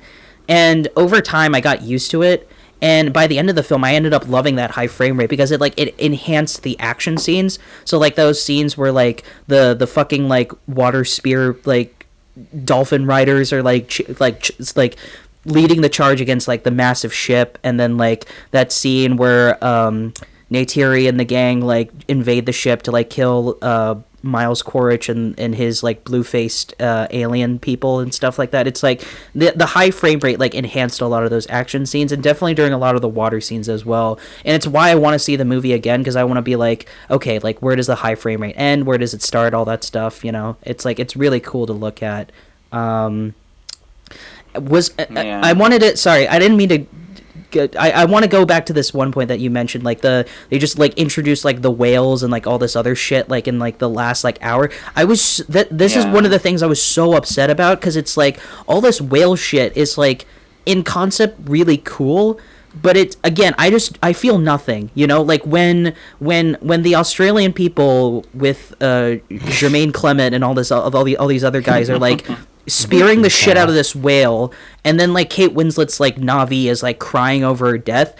I feel nothing by that. I absolutely feel nothing, because like one, it wasn't properly developed, and two, like I barely know anything that's happening because they just threw that shit at the last minute, you know. It's like I just don't feel the emotions that they want me to feel. It because like this wasn't an issue in the first Avatar. Like in the first Avatar, like, say what you want, it's cliche, sure, but like it's very effective in terms of getting you to feel the emotions that they want you to feel. Like when Quaritch and his army people like blow the shit out of like the giant home tree, and like you see the Na'vi like crying over the destruction of their home, like I felt that. Like I got the emotional resonance that Cameron wanted me to feel in that moment, and there was like no moment like that in this film. Like I didn't care about anything that was happening like from a story level perspective. Like I loved the visuals, but like that's about it, you know. So yeah, I felt like I was supposed to like. Was I supposed to like cry at the like the whale hunting scene? Because I guess so. Yeah. Yeah, because I was like, this seems like more of a spectacle, if anything. Like, I'm not feeling any emotion. I'm just looking at what's happening. Yeah. Mm-hmm. Yeah. Yeah. I think just the main reason, like, why I really like this film was it really succeeds in like the world building and like immersing yourself in the environment aspect of the first film. Like it really succeeds in like building upon Pandora. Like Pandora as a planet, as a place, it's beautiful. As a character, it's beautiful, and the spirituality of the ocean is very beautiful. So I did connect more with like the water stuff and the whaling stuff. My problems just mainly lie in like the sidelining of the main two character relationships from the first film, and just not feeling as, I guess, grand, and there was also like a bunch of like little like minor problems that really bothered me, like the dialogue and certain story beats. It was like, kind of stupid cringe. and character decisions were like dumb. when and, Quaritch like, said is like fucking, we're not in Kansas anymore, like we're in No, Pandora. I was cringing at that. soldier lines. I mean, because he the did that in, soldiers like, like the have first always movie. had this sense of campiness to them, and like how they're over the top. But some of the kid dialogues, like some of these kids did not need to be in this fucking movie. I hated the baby. I also and, hated the baby. The baby didn't What need did to she be do? there. Yeah, nah, fuck all. I like the two brothers. I didn't know what was really happening with the Sigourney Weaver child. Like you said, they tried to build something up with her, and then they didn't really do it, and then she has, like, this connection to Awa, but, like, it's not really fully explored, and... Yeah, this is what I mean when it's, like... She has a seizure and just doesn't do it again. Yeah, it's just fucking shit happens, you know? It's like, this is what I mean when it's like, this doesn't feel like a whole movie, this feels like part one of, like, a 4-part miniseries, which, like, yeah, that's the point. It's like there are 4 sequels more. Yeah. That's exactly what it is, and that's okay. I just wish they didn't market it as this, like, insanely grand return to Pandora, because I rewatched that trailer, like, so many times. It's awesome. And yeah. And yeah, the trailer's so great. And, like, this film is just a longer and kind of more boring version of that trailer, because it does excel in those visuals and providing a sensory experience to the environment and, like, the sense of spectacle and enjoyment. Yeah. But like, the rest of the stuff just isn't that great. And I want to make clear, like, I have nothing against movies trying to set up, like, other movies. Like, at this point, fucking franchises do that all the time. But my issue is, like, you know, set up your sequels, set up Avatars 3 through 5, like, fucking whatever. But, like, just remember to make a good movie in there somewhere, you know? Like, I think, like, the best example of something like this would be, like, The Two Towers. It's, like, The Two Towers is just purely the middle section. It's just purely to set up the shit that happens in Return of the King, but it's still a good movie out at its own. Yeah, it still feels like its own thing, and, like, this just doesn't feel like that way at all, you know? It's like... I think it does. I think it does still succeed in being its own thing. And it's just, like, the water sequence, like, the water stuff, like... Because now that I looked this up, like, I wanted to know, like, what's the plot synopsis of Avatar 3. Apparently in Avatar 3... they're, like, moving away from the water because they're going to, like, a volcano, like, planet, or not planet, like, volcano area or some shit. Wow. Like, a very dry, like, because they called it, like, apparently, and this is all speculation, so I don't know 100% sure if this is correct, but apparently in the third one, Cameron's gonna introduce, like, bad Na'vi or whatever, like, bad people Na'vi, who's, like, and it's exemplified because they're, like, the Fire Nation or something, where it's, like, they're called the Ash People because they live near the volcano, and it's, like, I mean, that sounds cool and all, but, like, now that I know about that, in retrospect, all this water shit just seems like a gimmick, you know, because it's, like, I would be more forgiving of, like, the whole whales being introduced until, like, the last hour of the movie and all this other shit if, like, it just set up more detailed exploration shit about the water in the third movie, but apparently that's not even going to be the focus in the third movie, so in this it just felt like a gimmick more than anything. I mean, it's a very nice looking gimmick, but they say at the end, like, we're gonna stay here. This family's our fortress. Yeah. So that just doesn't mean anything. Like, I want them to stay at the water stuff for longer, because, like, it's, like, really, really genuinely cool, and, like, I would love to see, like, a grand scale version of what we got in this film. Like, yeah, I want them to stay in the water planet, because, like, this film, like, kind of just feels like, I mean, I'm gonna say better. Like, it's like a better version of Dune, because Dune also did the same thing. As, I wouldn't go that far. It just exists to set up the next film. Like. But Dune felt like more of a complete whole movie. Yeah. Dune No, it didn't. No, it didn't. Yes, it At the end, it's like.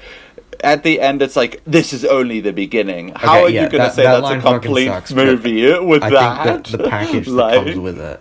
Yeah, like, I felt like there was more going for... Like, yeah, it's, like, a movie to set up the second part, because even Denis Villeneuve has said, like, oh, yeah, all this, like, stuff in the first movie, that's just to set it up. The real shit happens in the second movie, but, like, I still felt like there was more interesting things going on in Dune, and, like, let's be real, a lot more things were more properly set up in this movie than in Avatar Way of Water anyway, like...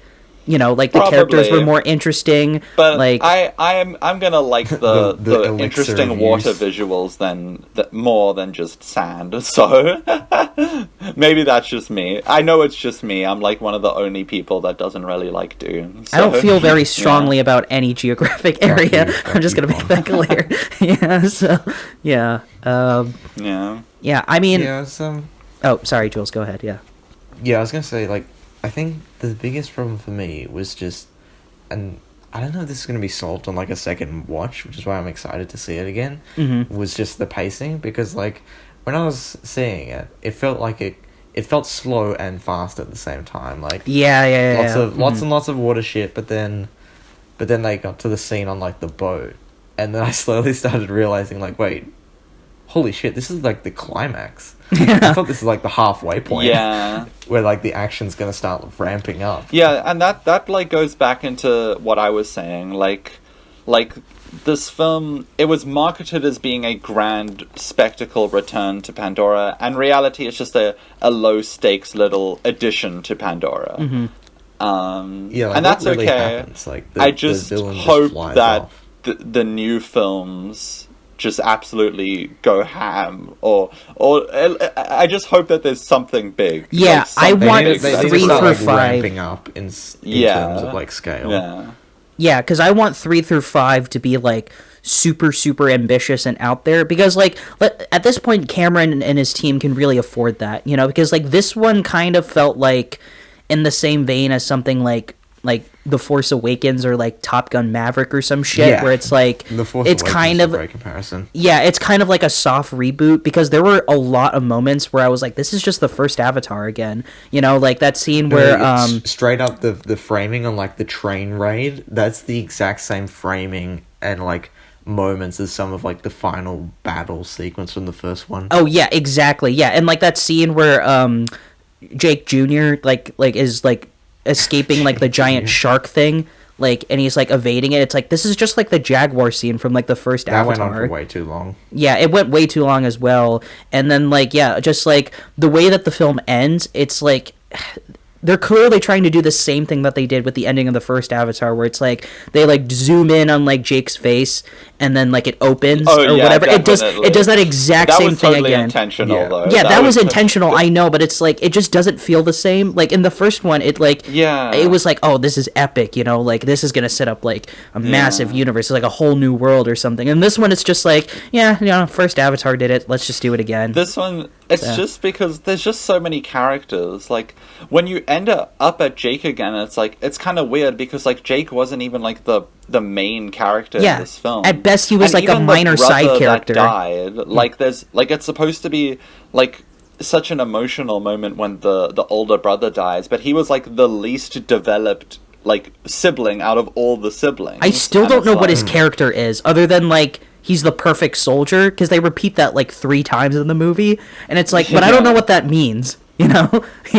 So it's why like when they do the fucking funeral scene or whatever near the end of the movie, it's like, I mean, visually it looks awesome, like the lighting and like the visual effects of that moment, it's like it's awesome to look at.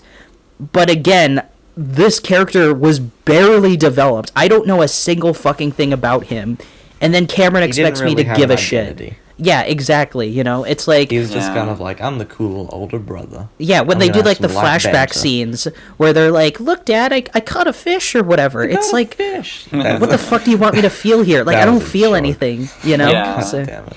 That's why like that's what I was thinking. Like, there's just too many siblings. Like, I think if the baby was gone, and then like the 2 brothers had like really deep focus, and then I don't know, maybe Sigourney Weaver like child like gets introduced in the next Avatar, and then they could focus on like Awa and the water elements of Awa, because this film was really supposed to be about the 2 brothers. Yeah, it's about the first brother. It's about their relationship. And it's about the first brother befriending the whale, and the second brother, like, you know, trying to... I would argue that... I don't know. This film not only needed to be about those brothers, they also needed to be about Neytiri as well. Like, because... Yeah, they needed to, like, still focus on their relationship, too, because... But I think Neytiri... But I think Neytiri, in particular, really needed more character development. Like, because, let's be real, like, Jake's arc is finished. Like, he has no more character arc. Like, he has no more growth, other than, you know, he's a dad now, you know? Like, but Neytiri, I feel like, had a lot of potential for character growth, because like she's in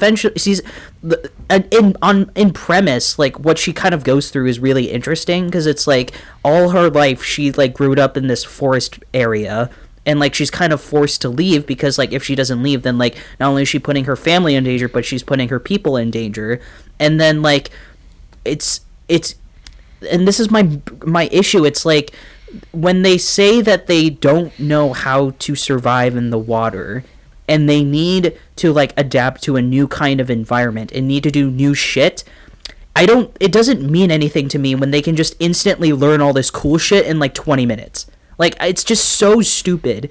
And it's like, and this is what I mean when it's like, have Neytiri be the focus in this section, because like in premise you would think that she would have the hardest time to adapt to this adapt to this water shit, because not only is she not like a little kid who like, kids like are easy to adaptable people, like they can like, that's why they like when you want to teach them like new languages or something like that, it's better when they're like still very young, when they can start sort of like retain all this information. Like I can imagine Neytiri being the one who struggles the most with this water shit, but it's like, again, it's like they sidestep her for more of the shit with their kids who aren't even properly developed anyway. And that's why, again, Neytiri still needed to be here, because like I needed to see her bond with her kid, specifically the oldest son, because when she cries about her oldest son dying, I just don't fucking feel anything, because like nobody was properly developed, and Neytiri was barely in the movie to begin with, you know? Like, this sounds like a nitpick, but like I just couldn't stop thinking about the movie. I couldn't stop thinking about that specific thing when I was watching the movie, you know? So, but whatever. Yeah, I was thinking, like, because they focus on when the humans land and, like, nuke the forest, they focus on her and, like, her crying, and I thought, like, what was gonna happen, because, like, she shows reluctance at, like, leaving the forest. I thought, okay, if this must be a focus on her, because I don't see much happening with Jake other than narration, so I thought it'll be a story about, like, it'll have themes of, like, letting go of your home and like adapting to other stuff. No, but I don't do that. Yeah, no, it's just like whatever. Yeah, it's just the end of that plot. Like, move on to the next one. Cry. So. You can cry once in a while. Why don't you? Yeah, it really sucks, because Neytiri is legitimately the best character in this entire franchise, and like Zoe Saldana legitimately gives the best performance out of any of these actors in these movies, but she's so underused that it just pisses me off, you know. So, yeah. So, how did you guys feel about General McBad Guy in this film? Because I felt like he was a more interesting character in this one than he was in the original. Because in the original, he was just bad guy, super time. Bad guy, yeah. I liked him. In this one, I think it was weird that, like, they clearly wanted him back, but like he was underwater for so long, like he would have drowned. Yeah. And then they like lift him out the water. Oh, by the way, I did not like that spider kid either. Oh yeah. But anyways, I hated that kid. We can skip that. Yeah. Like Spider like takes him out of the water, and then he instantly starts coughing. But it's like he would have so much water in his lungs right now. And his you would neck need got to give snapped him, like, before that mouth-to-mouth moment and too. shit. Yeah. Oh, I thought they were just gonna bring back like another clone Avatar version of him for the next movie. Part of me doesn't understand why they brought him back at all. You know, like I understand Cameron wanted him back. I like him. I think he's a cool little character. He's a and I liked character. him in this film. I just thought it was weird that they just introduced Carmela Soprano as like the super main bad guy, but then she's just ignored. Like she just doesn't show up again after like 20 minutes of the movie. You know, it's like it would have been cool to been Aussie like guy should have been.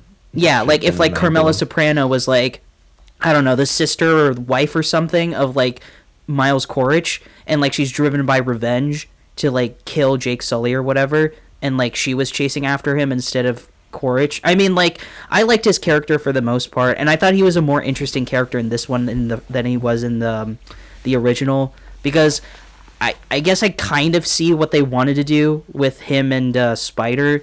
Have like a sort of super complicated father-son relationship sort of thing, but it just doesn't work because Spider fucking sucks, and like he has the most inconsistent fucking character ever.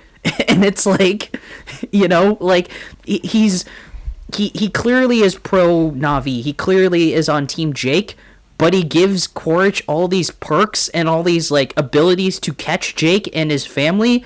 And even though he has no reason to save his dad, he still saves him, but then tells him to fuck off and what? Like, this is the most inconsistent character ever. And after being so disgusted at like his abuse of the other Navi. Yeah, and what was so fucked about that situation was that like he was like, stop it, like when they were burning down like the villages or whatever. He was clearly upset by that, and he was clearly upset when they like killed the whale, and he was like, wait, you guys are just here to collect their brain cum or whatever? What about the rest of the whale? And they were like, they don't give a shit. It's like, but then he doesn't give a fuck apparently because he just sticks around on the boat the whole time. It's like, make up your fucking mind already, like Jesus.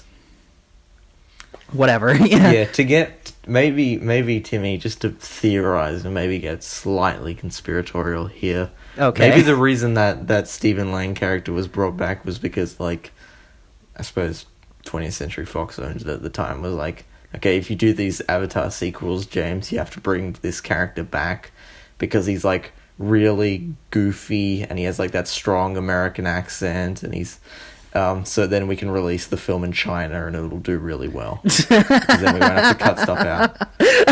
Like, I genuinely think that might be a strong factor. I wouldn't be surprised. I never thought about it like that, but that makes sense.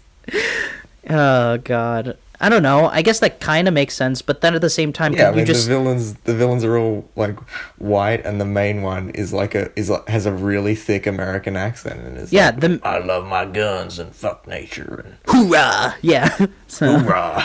Yeah, the main bad guy, he just does blueface. He's racist. He's blueface. That's what happened. Once he died, he does blueface. You know, he's a racist. I don't know if you noticed when the one scene where he's human on like the video recording, he looked noticeably older. Yeah, I noticed that too. He was on. Yeah. Yeah. Mhm. It's like, I guess Cameron doesn't believe in the It's like, you know, you have all this nice technology, but I guess they forgot to do de-aging. Like, they forgot that existed or something. De-aged him a little bit. Yeah, in his Avatar form. Get rid of some pores, get rid of some wrinkles, you know. I'm not saying they should do, like, Grand Moff Tarkin or whatever from Rogue One, but, like, you could, like, get rid of a little wrinkles, you know? That's just me. Whatever. Yeah, like, touch up on the face a little bit. Just, don't make it Uncanny Valley, but, like... Yeah.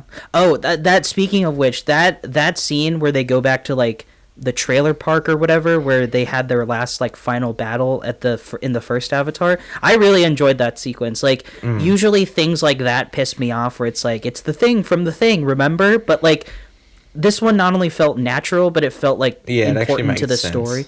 Yeah, it made sense, you know, like when he crushes the skull and shit like that. It's like, okay, this is cool. I like this. I'm digging this a lot. So yeah. So yeah.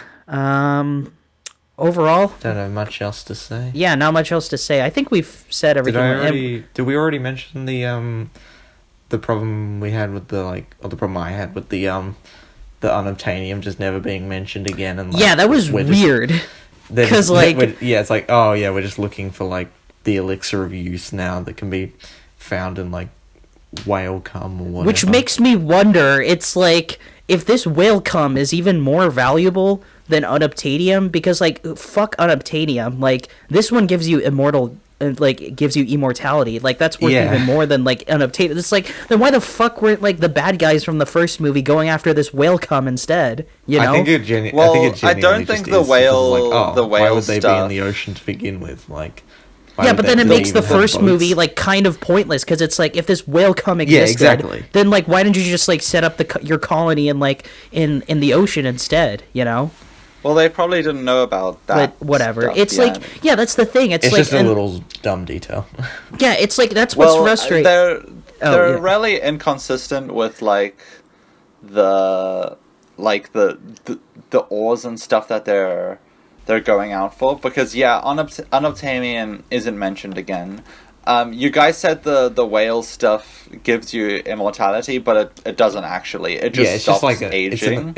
It's an elixir of stops use. aging. Oh. Yeah, but the thing is, like, the avatars themselves have literally invented immortality, and like they themselves have also kind of invented it with like the clones and stuff. Which makes you wonder why So, they like, even need it's like, immortality is in the that- first place. Yeah, exactly. Like, why do you need to kill the whales to get that stuff that stops you from aging if like you have immortality already? Like, Yeah, if you can that just was a bit if weird. you die and you can just like get an extra life by like switching to Blueface, then what the fuck do you need this whale cum for? You know?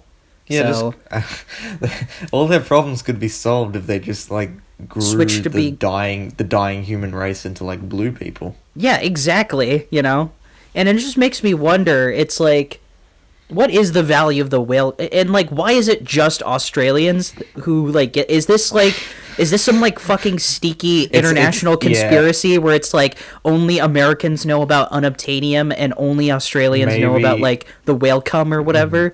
Like at this Maybe rate, it's like something to. It's might be something to do with referencing the Australian gold rush, but yeah, I don't know. that seems like such a stretch though. Yeah, I doubt it. Because like that's the only like reasonable like justification I can make as to like if this whale cum existed, then like why the fuck did like the Americans like come after this? Like that's my only like reason as to The why this Australians makes sense. staked the oceans as their territory. Yeah, the Australians hate America and they don't want to reveal their secrets as to why they're on Pandora. Because like I think that's something that's like a missed opportunity that I felt like these Avatar movies need to explore, which is like in the first movie it was just Americans in terms of the humans that were on Pandora, and I'm like, but what about like the other like major nations? Like where is Russia, where's China, where's the UK, and like all these other like superpowered nations that like if Pandora existed, they would fucking rush their ass over to space to colonize their sections of the planet. It's like, where the fuck were these people, you know? And it's like this movie kind of does that by introducing like an Australian faction, but like still, it's like you have this That massive guy's universe, and awesome. it's just like the smallest like step for exploration, you know. But when I want to learn more, you know, so whatever. Oh yeah, also that moment was great with the guy's arm gets like cut off. Oh, that was awesome! I fucking love My that. whole, my Yeah. whole theater went wild when that happened. Surprised you could get away with that, considering it's a PG-13 movie. Yeah, well, I mean, you kind of see it. In, The like, action was really great. Like, and the all score. in all- I really like the score. Yeah, say what you will about No, Cameron, I- he knows how to do action very well. So I did not like the score actually, because a lot of it was just a rehash of Yeah, the I agree. original The James Horner score. thing. And like the trailer had like an awesome piece of music, and they didn't really do anything like that in the film, which was. I don't which even was think they kind of used the music from the disappointed by. trailer. Now that I think about No, it, they didn't, and I was like waiting for it because I was like, "This is such a great piece of music." And there was points where the original score worked. Like, of course, you're going to bring that original score back. Like, it's really good, but it just I yeah, don't know. and sometimes but as I was saying, like, I really liked the Um, music in that battle scene with the Oh, yeah, that the was attack awesome. on there. Yeah. That was. that's why I won't ever say the music sucked. It was just a massive step down from like the original James Horner score. You know, Yeah, it's like I liked it, but like I didn't see anything new. yeah, yeah, it's like there wasn't like anything like playing it safe, like sort that of I thing. really noticed Yeah. too much. It's like the I John think- I Williams think we scores got- for these like sequel Star Wars movies. It's like, yeah, it's like not bad, but it's like you're just still doing the same shit like over and over again, you know? It's like it felt like something Yeah. like that, yeah. So I think we can all agree that the score would have been much better if Lydia Tarr had composed it. oh, obviously, yeah. Yeah. Fucking James Yeah. Horner, like he's kind of a dick for just like being a pilot and like crashing his own plane. It's like, why can't you just stay on land like everyone else, like, and make more Avatar scores? I know that's a selfish thing to say, but still, like, come on, man. So I mean, why don't we give Harrison Ford shit for doing the same thing? that's fair. Yeah, no one should be pilots. That man almost collided with another plane Yeah. on the runway. No famous people should be pilots because that puts them at risk of death, and in turn sequels to movies I care about. So, yeah. Yeah. So, I thought the use of the No, original. Sorry. I feel like we gotta move on. Okay, yeah, that's I fair. feel like we've been talking about Avatar for fucking ages. Which is fine. You know, it's like it's a big movie, and we have need a to lot get of onto things the to say. real best movie. Yeah, The I real, guess so, I real guess so. cream of the crop. Yeah. So, Yeah. I'm giving this one. Masterpiece. Yeah, I'm giving this one a 6 out of 10. It's closer to a 5 than a 7, but yeah, 6 out of 10. It's not bad. It's good. You know, I'm gonna see it again, but hope Avatar 3 is better. Yeah, right now I'll give it a 7, but it could stay the same, or it could downgrade to a 6, or maybe even when I rewatch it in IMAX, it could even go to an 8. But who knows? Mm-hmm.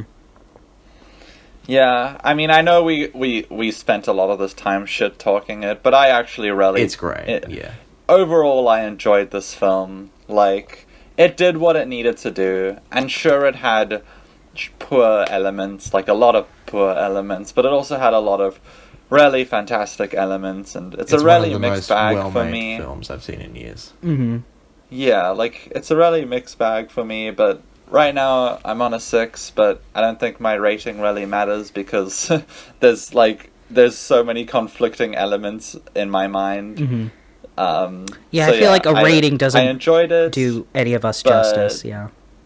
I really enjoyed it, but there were problems. But its focus on the enjoyment overruns its problems because, yeah, it was an entertaining experience. So, yeah. Yeah. I'm just glad I got to see a James Cameron film in theaters that's new in my lifetime. That isn't just fucking I like thought it wasn't going to happen. a re-release of Avatar or Titanic or some shit, so... I mean, I would be happy to see Titanic because I fucking love that movie, but... Yeah, we should... Titanic's getting re-released in cinemas. Oh, by really? me. Okay. We should probably Yeah. talk about Titanic at some point. I haven't seen Titanic recommend in a it. very long time. Yeah. Yeah, Jules, if you ever recommend Titanic at some point, please do. I'll look forward to that. Even though we're not doing the Valentine's Day theme anymore, I'll probably recommend it around that time. Yeah. I mean, yeah, we're not doing that anymore, but, like, I'm still going to recommend something like that, unless we have, like, a very specific theme. So, Yeah. But yeah, please do. Yeah, I want to rewatch Titanic, yeah. So, Fucking love it. yeah. Speaking of disasters, like the Titanic,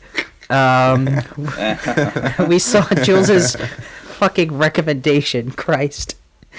Introduce this piece of shit already. I don't want to spend too much time on this one. I recommended a film called Alone for Christmas, otherwise known as Bone Alone. And It's like Brain Dead, Dead Alive. It has 2 titles. yeah. It's like Cachet and Hidden. Yeah. And it's about a dog called Bone, the titular character of Bone, who gets left behind because he gets accidentally blamed for knocking over a Christmas tree. Well, and technically, being- that's not true. They talk shit in front of him, and then they drop him off at a pet shelter, but then he escapes somehow. At like a weird hippie place, Yeah. and then he escapes to find his bite and to stop this crew of burglars from robbing the house, even though he wasn't there and therefore cannot be blamed for letting the house get burgled. Mm-hmm. What did you guys think of Genius. the masterpiece? Yeah, this was, I loved it. 10 out of 10. Yeah. No, it was fucking awful. I fucking hated this movie so goddamn much. It was unbelievably cringe. From the first, like, 2 minutes of the movie, I was like, oh god, like, what the fuck did Jules recommend? I can't believe this. Like, this is the first 2 minutes, and it got so much worse, and I was like, oh god, I can't handle this, you know, like, because, like, this is one of those Did you make it movies. through to the end? I mean, I did, but the thing is, though, it's like, not only did it I just have to turned see this Christmas. movie in chunks, because I could not sit through the entire thing. I had to, like, break it apart, every 20 to 30 minutes every, like, couple of hours and stuff. And at a certain point, it's like, I can't watch this movie in normal speed anymore. I have to 2x speed this shit. So, yeah, I 2x speed the rest of the movie. And it was, like, it was more bearable, but only because, 1, like, it went faster, and 2, it ended sooner. So... Yeah. I mean, that holy shit. It's not a long movie. Yeah, but it felt so long that like this felt longer than Avatar: The Way of Water. Like I don't know how that's possible, but this felt longer than Avatar 2 somehow. Cuz it was so fucking torturous, you know? And it's like Asylum movies, like, you know, they have stuff like Sharknado and stuff like that, but like those movies are like hilariously awful, and this one is just like there was nothing I could laugh at. I didn't laugh a single fucking time I was watching this movie. It was fucking bullshit, Jesus. So there's some very funny aspects to it, like not intentionally, but the like I think my favorite detail about it is just when anyone is driving in a car, there's just clearly like a white void. Yeah. Like... That well, I'll let Luka say her thoughts first before I go more in detail about that. Yeah. So yeah, what did you think, Luka? This movie was just stupid. Yeah, no, it was just fucking awful. I had to think. I had to dissect your mind. I had to be like, why would you recommend something like this on a movie podcast where the specific goal is to talk about movies? Because there is nothing to say about this fucking piece of shit. Like, and I'm glad we talked about Avatar for so long, so we can have like a 2-minute discussion on this film. Because there really isn't much to say. I don't want to talk about it, and there is nothing to say. Like, there is absolutely nothing, like, impactful or important or meaningful or precious or sincere or even like how do you even talk shit about this movie? Like, anyone that can look at the poster can be like, oh yeah, this is shit, and anyone that watches 5 minutes of it can be like, oh yeah, this is shit. Like I have nothing else. Like, that's it. I'm done. It's an awful movie and everything. No, you exaggerate, but I literally I had to skim through it last night because I literally forgot the whole movie. Like, I couldn't remember a single thing about the movie. And it's like, and even then, it's like, afterwards, I watched Glass Onion, and it was like, 20 minutes in, it's like, what the hell did I watch again? I fucking forgot already. Again. You know? And it's like, because the only things I really can remember are the hilariously shitty aspects. Like, the thing that I distinctly remember was when Bone is like in the fucking back of the truck, and well, maybe it's not Bone, the other dog, like through the nail like board thing. Oh yeah, the car fucking like swirls, and it's like, and it's so obviously fake and CG because it's like it's the shittiest CG for the car I've ever seen. Yeah, and like the kid with his, I hate the fucking kid in this movie so goddamn much. First of all, this movie came out in 2013, and he's still using those old fucking like flippin' phones. Yeah, like those fucking flip phones or whatever. He doesn't have a fucking iPhone, and his one-liners are just the cringiest, dumbest fucking shit ever. It's like during that scene where like they like swerve the car, he's like, "Oh my god!" And the parents like, "Are you okay?" And it's like, my battery's out. Like I can't use my phone anymore. It's like, God, Jesus fucking Christ. Yeah, no. Like, there was just so many parts about this film that just, yeah, no, they just melt away. Like there's just, yeah, it's just like a typical one of these bad movies. Like, yeah, there's just nothing. Yeah. There's nothing in this movie. And the movie thinks it's just the funniest shit ever. You know, it's like that one guy that's running the pet hotel, the dog hotel or whatever. He's like, oh yeah, I love dogs. Like, I love dogs so much. It's like, they're basically my kids. And I look through the camera, hi mom, and all this stuff. And then when he just eats spaghetti out of like a fucking dog bowl and drinks one of the dog bowls, it's like, when's the fucking joke gonna happen? Like, what am I supposed to laugh at? Like, me and Jasper were watching this, and it's like, there was like a 10-minute scene in the beginning, like of the dude talking to like the dog owner dude, and it literally takes them like 5 or maybe it was 10 minutes or something. 100 years. Wait, he's trying to convince it takes them. No, yeah, it took them 5 minutes to communicate one idea, one single thing. All they needed to do in that scene was like say that, okay, this dog person, the dog is staying here, but they spend so long. Yeah, dog is like, staying here, and the owner is a bit weird. Yeah, That's and that entire conversation made no fucking sense in principle, because like you'd think the guy who is like trying to put his dog in like this dog hotel would, like, I don't know, fucking research the place that he's like setting his dog up, or at least like Google like how many fucking stars it has on like Yelp or like Google reviews or some shit. Like, what really the fuck is that scene? Consistency in a film called Bone Alone. No, I mean, I guess not, but like still, like that entire scene that went on for fucking forever, like, just wouldn't fucking end. I was like, what the hell is the point of any of this shit? Yeah, you know, like, it's like, just, if it's we're gonna just talk a nothing movie. Yeah, if we're gonna like, talk inconsistency, we need to talk about the scene where the guy picks up the burglar picks up the red hot candle thing. Oh my It god. burns his hand. He flings it away, and he's upstairs, and it lands in the hand somehow of the other guy downstairs. Oh my god. Then, yeah.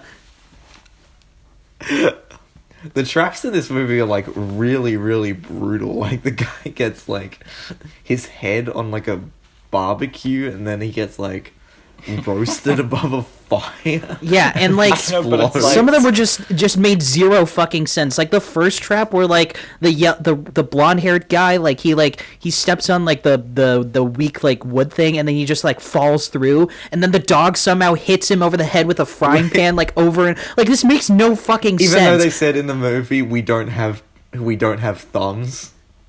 Yeah, and he still is able to bang him, whack him over the head like 6,000 times. It's like, you guys aren't even consistent with your own warped sense of logic, you know? It's like, and I guess the laws of physics are just like this abstract thing that you can just fuck all with, because that scene where somehow like the brakes of like the park, because like they go to that restaurant because there's like, oh, grandma's stale mac and cheese, it's like it beats grandma's stale mac and cheese or whatever. It's like the fucking parked car, when it's like unparked, it bangs against that fucking like that thing, and it causes this massive fucking explosion. Like, what? It's like, physics is just fuck physics. Like, common sense, like, fuck that. Like, fucking window just explodes, and then just like, I was so mad. I was screaming during that scene. I was screaming. I was like, no fucking, what? Fuck you. No, you can't do that, movie. You absolutely can't. I was so upset. I was so mad. I was like, Jules is you are a bastard. You are a son of a bitch for making me watch this. I was so upset. I was more mad at this than Southland Tales somehow. Because, like, I don't know. Southland Tales I was just bored. This is better than Southland Tales. No, but, like, Southland Tales I was bored. I felt nothing. I felt nothing watching Southland Tales. This, I felt pure rage. I couldn't, like... I mean, like, I mean, sure, I'll see this over Southland Tales any day of the week, but, like... This one, I was so mad and I was so infuriated. It's like anger does not even begin to describe how I felt watching the movie. Like, say what you will about Southland Tales, it's like, yeah, it's a piece of shit, but I don't feel anything watching Southland Tales. And this one, it's like, I wanted to smash my chair against, like, the wall and, like, throw something out my window. I was so upset. I was like, I can't believe Jules is making me watch this. At least Southland Tales is, like, an interesting piece of shit. But this is just, like nothing. It's just like it's just a piece of shit. Yeah. Like, it's a piece of dog shit. Like, it quite literally is. Southland Tales has more to offer somehow than this movie. Like, I didn't think that was fucking possible, but you did it. You made it. You recommended a movie that has even less to say than Southland Tales. Yeah. Well, I mean, it's got themes of brotherly love and working together. Was anyone really? Yeah. Wow. Congrats. Yeah. Nice They one. should have the people that made this movie should have worked together and use brotherly love To make a better movie. fucking movie. The dog acting was fucking awful. Like, everyone was so fucking awful at their job. Like, the worst one... The fucking pit bull guy. No, like, the worst one was the away. fucking, like, Christopher Walken, like, Chihuahua or whatever. Like, he was clearly trying to do a Christopher Walken impression. It was so fucking annoying. I hated it so much. And they were so, like, proud about the fact, it's like, yeah, I can do Christopher Walken. It's like, he does the Christopher Walken thing, and it's like, ugh. It's like, I mean, all the dog acting... Oh, sorry, go ahead, What did you think of the Jaws scene with the... Do you remember that? The what? I don't even remember that. Oh, when the animal control guy comes to the house for like 2 minutes, and then he has this entire monologue that's basically the monologue from Jaws. Oh, Quint about the sharks. But it's just he replaced everything with Chihuahua or something. Oh my god. Yeah, it's like they think they're so fucking clever. They think they're so fucking funny. It's like I didn't laugh a single time in this entire movie. You know? Like, I laughed more times... at something that was actually being presented. I laughed more times in Southland Tales. Like, that's how pathetic this piece of shit is. Like... it was so awful. There's nothing else I can say, honestly. Like, I can obviously be mad more, but, like... I'll just be repeating the same shit over again. Because, like, it's like Luka said, there's nothing to talk about. It's just a piece of shit, you know? Like, I was mad the entire time. It's like, I don't know what the hell I can talk about. Like, because the first time I saw it, when I was taking notes, I looked at my notes the next morning. And I literally, I take notes for all the films that we talk about. And I literally looked at my notes and I didn't know what I wrote down. It's like, I had no point of reference for any of the things that I wrote down. Because I literally didn't remember what I saw. That. So, yeah, sorry, what did you say? I was very upset. Please send me a photo of your notes. I really want to see that. I just threw it out. It's like, I can't, like, this is worthless to me. It's like, I can't know. A tree died, so these notes on bone alone could be made. Yeah. I mean, that's, at a certain point, I stopped writing notes anyway. It's like, okay, I kind of know what to expect at this point. It's like, this is that kind of movie. There's nothing else for me to write down, so, yeah. Yeah, I mean, I could just go on for like ages about like every shitty aspect of this film. I think the most I laughed was when they had that they had the Santa, when Santa appears and he's like, well, this little dog needs to go home. It's like, you really just got like, you just hired the mall Santa to come out and do like a little. That's what it felt like to me. Yeah. And then there was like some weird twist at the end where it was like, oh, but it was their parents this whole time. Like, how would the parents not recognize their child's house? And how would the dogs not recognize the parents? Like, have they never met them before? Have the parents never been to like their child's house? No, like, but they only got Columbus recently. So he doesn't know. Okay. Jesus Christ. You see, why would I care to like pick up on that sort of information when this is just nothing? Yeah, this is an awful experience. And the music was fucking awful. I hated the music in this movie so much.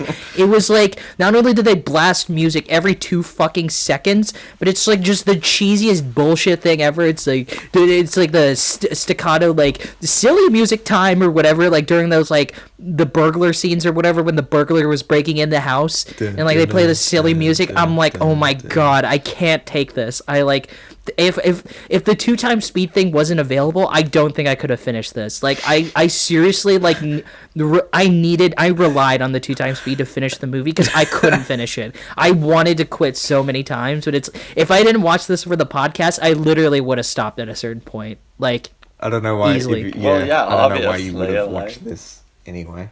I wouldn't have known about this movie's existence. Like, I only know about this existence because you told me about it and you recommended it. It's the only way I knew about this. I could have gone for the rest of my days, lived my life, you know, like, had a wife and kids and like family and like lived to the old age of 80 and gladly to have never have known this movie's existence. And that will never be the case because you introduced and recommended this piece of flying shit. An hour of your time. You wasted. So you'll never get back. Yeah. No, not just an hour and a half of my time, like probably like 7 to 8 hours of my time, because again, I had to break this apart into chunks. So like I had to that's like. on you. That's not. Yeah, that's but not my still, fault. you wasted so much of my time, and I'll never forget. Like, say what you will about Southland Tales, it's like Southland Tales was also a waste of fucking time, but I at least sat through the whole thing. You know, I mean, I was on a bus, so it's like I couldn't do anything about this when you recommended Southland Tales. Honestly, now that in retrospect, I think this is worse than Southland Tales. Like,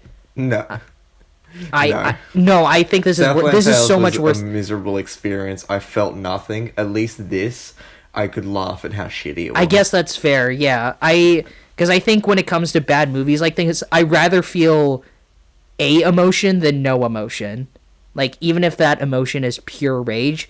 Because okay, never mind. Yeah, you're right. Yeah, this is slightly better than Southland Tales, but only because one, it's shorter, and two, I actually felt something watching this. I felt nothing watching Southland Tales. And stuff actually made sense.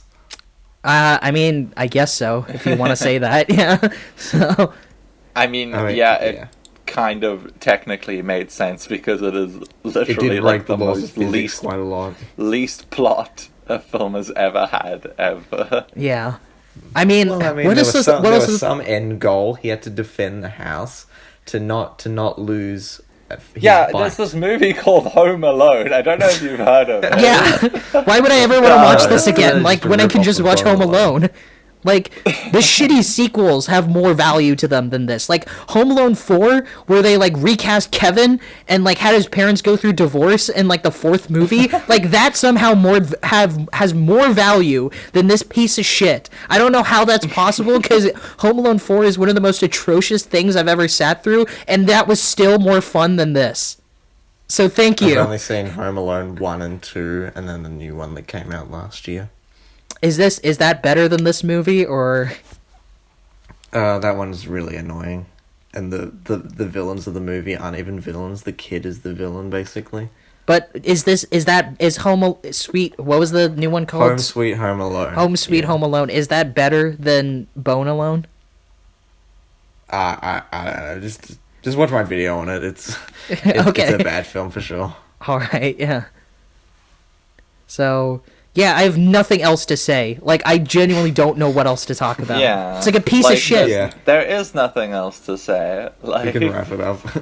Yeah, it's... Look 1 out of 10, obviously. Yeah, you're right. Like, I'm so like, glad we talked about Avatar for so long, because if Avatar wasn't, like, on this, like... on the docket, there was like, this would be the shortest episode ever. That's including the Tokyo Godfathers one, where we literally lost like half the footage, and this would still be shorter than this one. So I swear to God, if you like, if in a few days when you edit this and like it turns out we talked about this for longer than Avatar, I'm gonna. That's not possible. Like that's really not possible. It's not possible because we're ending it now and we're going to questions right now. Okay, wait, hang on. Let me and Timmy give our ratings. So you go first, Timmy. What? I mean, what else are you gonna rate? Yeah, what else to give it other than a 1 out of 10? Like, what else is there to give it? 10 out of 10. Of course. Okay. All right, question time. So it's one out of 10 from me, 1 out of 10 from Timmy, and then 10 out of 10 from Jules. Okay. Yeah, great. Cool. Question time. Glad we had that on the docket. Yeah. Anyway, okay. Questions. If you have any questions, comment below on the video, and we'll ask them in the next episode. You know how this works, that sort of thing. So, yep. Okay. Jewel, ask your question. Question is from Matthias, who says, "What are some of your favorite and least favorite animals?" Luka, I'll let you lead in on this because you'll probably know. Favorite and least favorite animals. Yeah, you're an expert. Okay, I'll restrict sea creatures because we already had that question in Life Aquatic. Mm-hmm. So, favorite animals that aren't sea creatures. I like giraffes. I love owls. I think owls might be my favorite animal. Owls are cool, giraffes are cool. I love cats, whether that be like you know, the big cats, lions, panthers, or just regular house Cats cats. 2019. No, I don't love Cats. The Lion King 2019. 2019, yeah. I don't. Yeah, the 2019 was not a good year for cats and cat things, but you know, cats as an animal are cool. I'm actually and lovely. allergic to cats, so like any slander against cats is like fine by me. So My neighbor's cat is Wow. an absolute psychopath and tries to bite and scratch anyone that comes near it, so I'm kind of biased against cats. and the worst part is that like cats kind of tend to like, I mean, at least the cats that I've interacted like tend to just like want to sleep next to me even though I'm allergic to them, and I make a conscious effort to get it, because I remember I was staying with a friend of mine and he has a cat, and I mean, and I did my best to stay away, but every like 20 minutes where I'm like in another area, the cat kept following me, and I'm like, do you not understand that I'm allergic to you? Can you please go the fuck away? It's like, it's not like dogs where like dogs will just do what you say. Like cats are just like, fuck all, you know? So, Yeah, yeah. but cats are lovely. What are your least favorite animals? I like. Oh, least favorite. That was part of the question, right? Or- I'll just say that I like any sorts of like exotic, weird animals that not a lot of people tend to know. Like, I like tortoises as well, but least favorite I like has to be tortoises. fucking mosquitoes. Like, holy Oh, You fuck! fuck those Yeah. guys. Just I get hate them. off the planet, die. Like, who even holy likes shit. mosquitoes? Does anyone actually like mosquitoes? No one. No one one. likes mosquitoes. That's why they're awful. They are universally hated by everyone. Why do they exist? Yes. Like, if we just like got rid of, if we could compile all the mosquitoes in the world and then put them into one area and then burn that area, like, would anyone really be missing them? Like, I mean, I guess like bats No. have, like one less thing to eat, but like they still have plenty of other options to eat, you know. So Do they? Yeah, do like, they could have you- a role in the environment? Do they? Is there They anything do. They do have a role in the food chain, but like I'm sure if they were all to disappear, like things It that would be eat easily mosquitoes. fixable. It would be easily. Yeah, fixable. you could easily adapt to like another. just eat another or some bug, you know, shit to another eat. bug that's like Yeah. less fucking annoying and such a fucking parasite to this whole world, you know? Like, Yeah. there are plenty of insects for bats to eat, and some bats don't even need to eat insects. They eat fruit, you know? Like, they can adapt, it's fine. And I love bats. I don't want to cause any harm to bats because they're fucking awesome. But, you know, it's like, Yeah. it's like if for me, it's like if let's say like, I don't know, like pasta or whatever was the equivalent of like mosquitoes, and we got rid of all pasta in the world, like I'd be bummed because I you know, there would be one less food for me to eat, but like I could survive. I could live off plenty on other things, you Okay, know. whoa. Not pasta. Okay. Okay, then what's like the that's fucked up. what's the That's food fucked up, equivalent of like mosquitoes then? Because Yeah, what's like a food that is everywhere but can also be like no one wouldn't be I guess if disappointed if it was eggplants like gone. just disappeared, I wouldn't give a shit. Yeah. Yeah, something like that. Yeah, let's go with that one. Yeah. So I guess for me, Yeah. my least favorite would just be insects just in general. I've always been scared of insects, and even now it's like I just don't like them, you know? Like mosquitoes obviously, but like wasps, hornets, you know, Penguins. I love penguins too. Yeah. Sorry, I'm just gonna say random animals. yeah, when sure, I go remember ahead. You're them. clearly more invested in this than we are. Yeah. I mean, Jules, I do mean, you have any I was gonna favorites? say, I said Australia. I said Jules is more invested because you live near the outback or whatever. So Well, I live on generally the coldest part of the country, so Jules' really. favorite animal is his pet. yeah. I love all lizard. reptiles. Reptiles are. Besides reptiles being a are swag. filmmaker, I would really, really love to work at my local zoo's like reptile section. yeah, Yeah, I went to the aquarium the other day and I was like, damn, I wonder if I could get a job at the aquarium. Yeah. Like, We all like, fantasize about that, don't we? I don't have any, like, I don't have any, like, what's the word that I'm looking for? Not scientific knowledge. expertise. Yeah, expertise. Qualifications. I Yeah. don't have any qualifications to work at an aquarium, but like I want to. Like it would be awesome. I will guess say I have the diving qualifications and stuff, so you know. Luca, if you want to watch some anime that are very pro penguins, I mean they're not about penguins, but they're very pro penguins. That would be Spy Family and Please Don't Toy with Me, Miss Nagatoro. They both feature characters that are super, super into penguins. There's like an anime movie that I've watched that was just like about a town that like gets overrun by penguins or something. Oh, really? What's that called? Yeah. Wait, penguin anime. I think it's just it's called Penguin Highway. Penguin Highway. Oh. There's an Australian film called Oddball, which is about this dog who saves penguins, which is based on a true story. Jules, have you heard of the Australian film called Aussie about a talking koala? Aussie? Okay, yeah, no. Aussie, like how you'd spell Aussie. Like, O-Z-Z-I-E. There's kind of two spellings of it. Yeah, O-Z-Z-I-E. And like Jasper just randomly mentioned this movie to me the other day, and he was like, "Have you ever seen that movie about the talking koala?" And I was like, "No." And he was like, "Oh no, it's a childhood movie." And I'm like, "Do you know the name?" And he was like, "I don't know. I think it's called Aussie or something." Film. It's a Spanish Canadian. Okay. Oh wow! But like pretty much like this is a movie that like fuck off no one has seen. Like I don't know how he stumbled upon watching it. Rob Schneider. I don't know how he stumbled upon watching it because like literally no one has seen it. Like it's crazy. Like Luca, how do you feel? Check on Letterboxd. Luca, how do you feel about? People have seen this Bill movie on Letterboxd. Like what the hell? I wanted to ask Luca, how do you feel about March of the Penguins? March of the Penguins. I know I've seen that when I was smaller. Yeah, I remember also seeing it because I had the DVD when I was a kid, but I don't remember anything about the movie. Yeah, but I haven't watched it in a while. What about the Penguins of Madagascar? I don't mind. I like the penguins in Penguins of Madagascar, and I like Happy Feet. You like anti-religion. Yeah, I guess so. But yeah, animals are lovely. I like crocodiles. Crocodiles are cool. I like dogs. Honey badgers, they're underrated. Honey badgers are literally the most badass animals fucking ever to exist. Literally. Like, I remember I saw this one episode of Wildcrats when I was in 4th grade.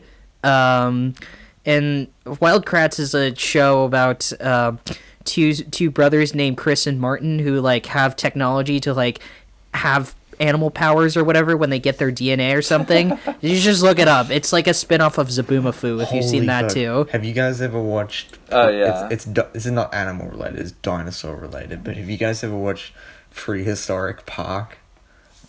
Is this like some asylum ripoff of Jurassic Park?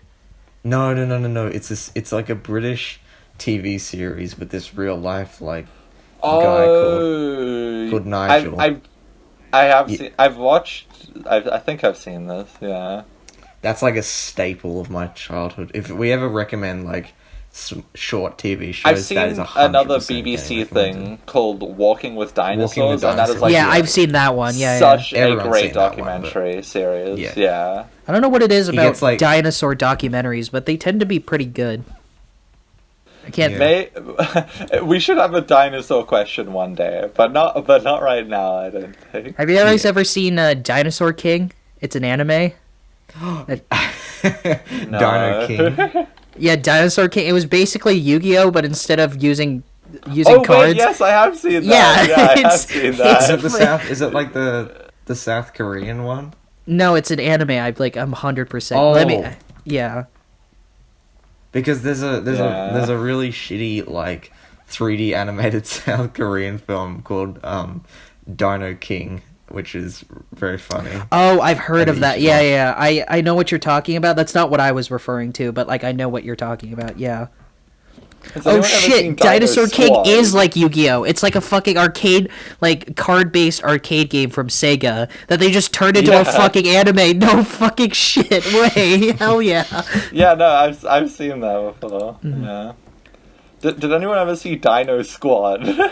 It's about That like, sounds familiar. That sounds familiar. Hold on. It's about like these kids, and then they like go to this lighthouse, and they like fall into like the water, and like the water like changes their DNA, so they get like powers to turn into dinosaurs. This looks like shit. I'm looking at like And it the has, Google. God.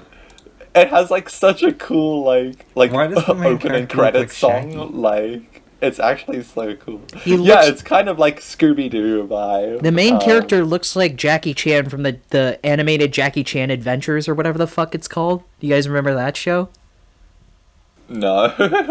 Okay, it's just No, but me. you gotta listen to this theme song. It's so cool. Okay, I'll take a listen to it later. You have to. Do you Yeah. remember the I'll theme listen to song it for before Dinosaur bed. King? Like Dinosaur King. I don't remember the lyrics, but it's like Yes, some something like fucking that. banger like that. I was like, holy shit, this fucking slaps. Yeah. My god. So Yeah. yeah, Gosh. yeah. Anyway. That. I don't really.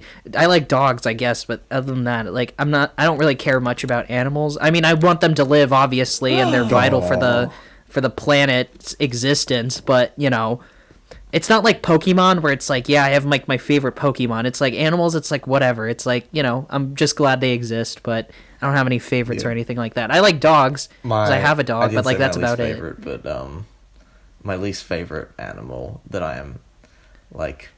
Not to act like I'm some big man here, but I don't find myself getting scared of many things, but I am deathly afraid of cockroaches. I cannot stand cockroaches. I feel like most Yeah, people are. cockroaches I are will also literally- awful. I will literally turn into like a climbing animal if I see a cockroach. Like Yeah. I will go to the highest point imaginable. You know, in the room. my house is always so clean, and I've just never encountered a cockroach. I've seen a centipede for sure, but I've never seen cockroach. There was before. one time where a cockroach accidentally crawled on my leg, and I didn't realize for like a few minutes, and then I saw it, and I screamed so sort of freaking the loudly. fuck out. Yeah, Yeah. that's how I feel about both mice and winged insects.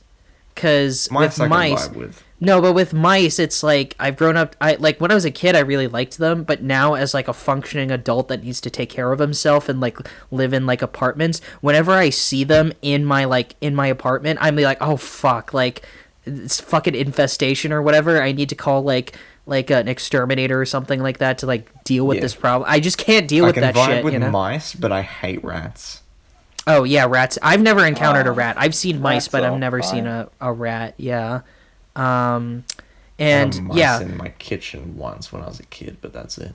I begrudgingly respect bees because, like, bees are very important to the environment. They are very important for our planet's existence and our agriculture.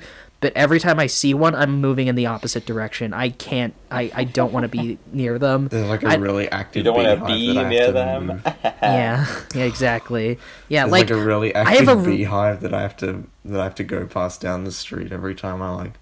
I have a walk to reasonable the excuse to train be station. afraid of wasps and hornets because wasps and hornets don't contribute to fucking shit like in the environment, but They're just bees are annoying. important. So are they? I don't know. So Wasps can go fuck themselves.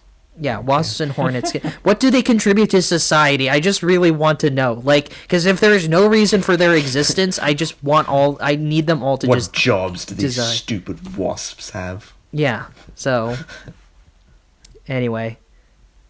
Oh, yeah. falcons are pretty cool. I love peregrine falcons. When I watched that episode of Wild Kratts and they introduced this concept, it's like, in diving speed, like, the peregrine falcon can dive at to 200 miles per hour or some shit like that. I was like, that is the sickest shit ever. Like, Jesus. Oh, So, yeah.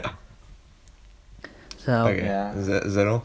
yeah, that was... Yeah, we took way so- longer on that question than We I took way expected. too long. Yeah, on that we gotta question. I'll do- yeah. Do you guys want to do 2 or 1 more? Let's do 2 more. I have time. Okay, cool. Two more. Yeah. Okay, so this next one is from Ninjedi. Since The Gablemans is out, what is your favorite Spielberg film?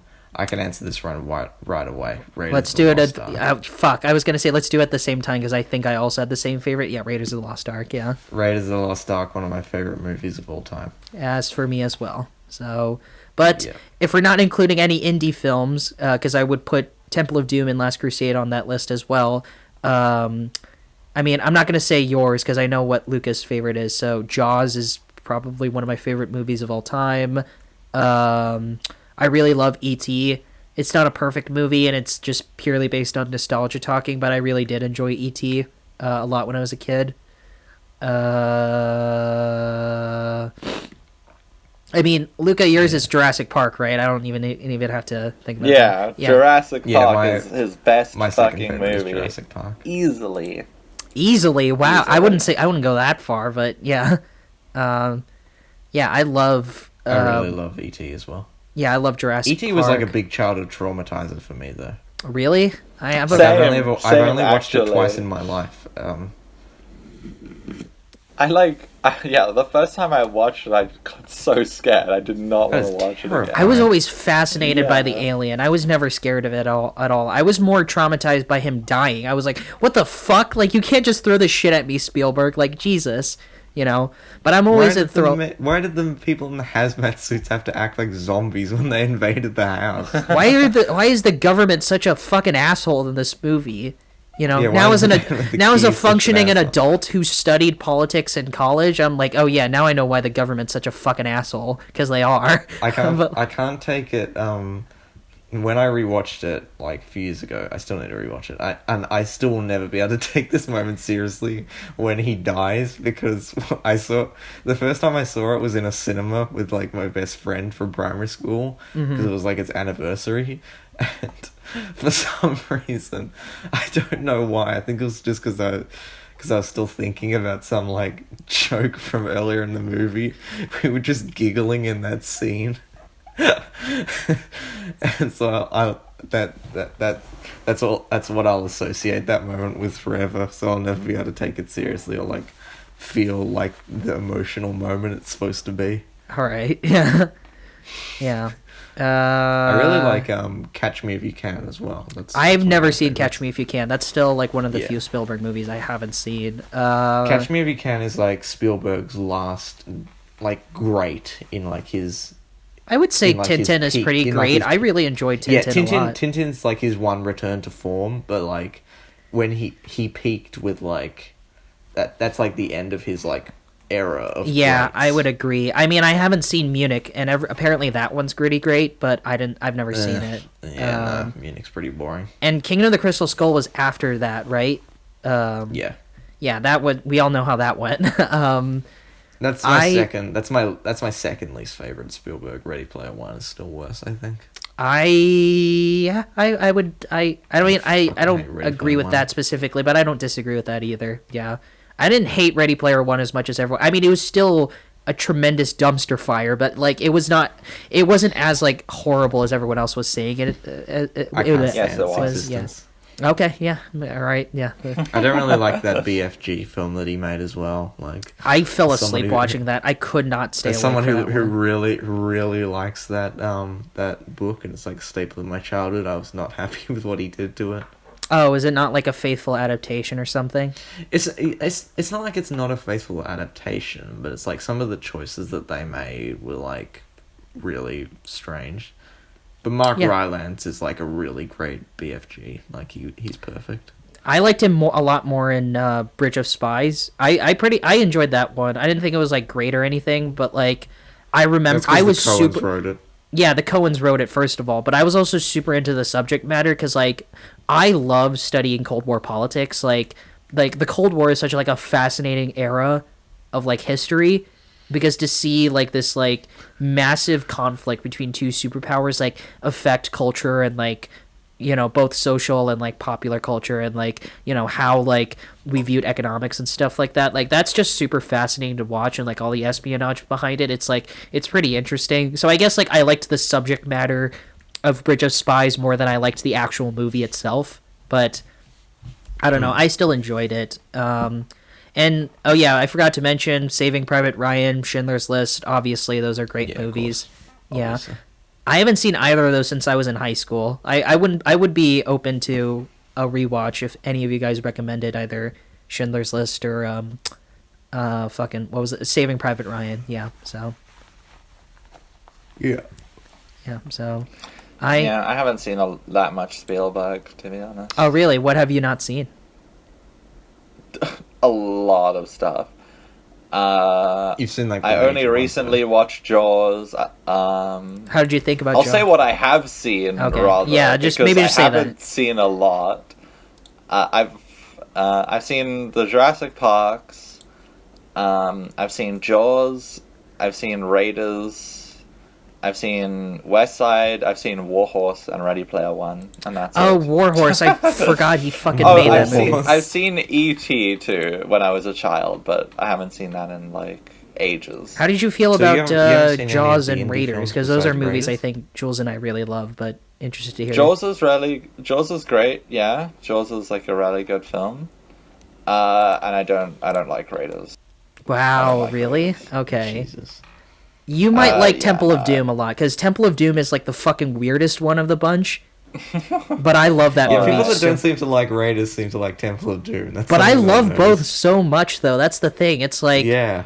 because like I love Temple of Doom, not just because like on its own it's so different compared to the rest of the Indiana Jones movies, but like there is so much shit that happens in that movie that's just so wild. It's like it almost kind of felt like Sam Raimi-esque, without like spoiling anything, It does if you know what I feel mean. Raimi-esque. That's a good comparison. Sorry. Yeah.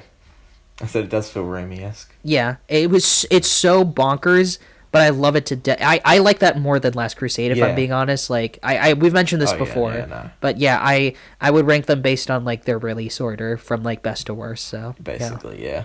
Mm-hmm. I mean, Yeah. yeah, they're like, I have a very strange relationship with the Temple of Doom. There was a time where I did consider whether it was better than Raiders. Like, I do really like. Oh, I don't think it's better than Raiders. I never say that. Definitely it's not better. But like, there was a time where I was like, where I considered if that was true. Mm-hmm. Yeah, you should watch. I mean, at some point, either me and Jules are gonna recommend the Indiana Jones movies at some point. Yeah, so, I know. It'll So, yeah. happen before the release of the new Yeah, one. so. most definitely. Yeah, it will definitely happen. Yeah, so. Recommend it on whichever one of you is in lineup. Recommend it when we talk about the new one as well. Then we can just have a full Indiana Jones. episode. Yeah, that would be fun. Yeah. Yeah, that'd be a Movies, long yeah. episode, but it'd be fun. So, yeah. Yeah. Yeah. So, yeah, good question.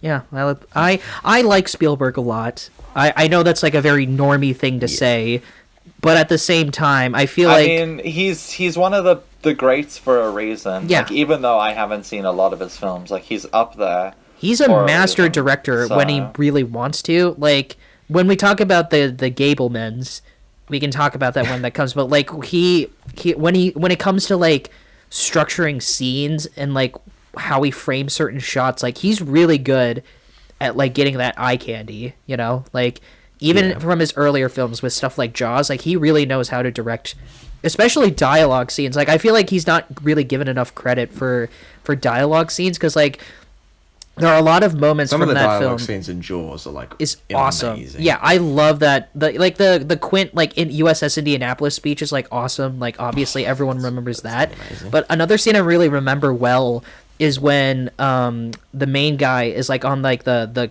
car transporter thing or whatever on the boat, and the mayor's with him, and it's like just this long drawn out scene where it doesn't cut at any single point. It's like it's so awesome, and it's like in retrospect, it's like I didn't realize that it didn't cut at a certain point. It's like I thought it would cut at some point, but it doesn't. It's so fluid and so like so much energy is into it. It's like this guy knows what he's doing, even at an earlier age. So yeah. Yeah, so anyway, yeah, that answers that question. Let's do one more, and then Luka recommends her shitty movie, and then we can get on with our day. So I'm not gonna recommend a shitty movie. Yeah. Yeah, I mean, you have the most consistent track record for recommending good stuff. yeah, Yeah, this last question is from Cole, which is just, what are some of your favorite comfort foods? Comfort foods. Yeah. Pizza, Yeah, I could say that. mac and cheese. Um, If you really try, everything is a comfort food. So yeah.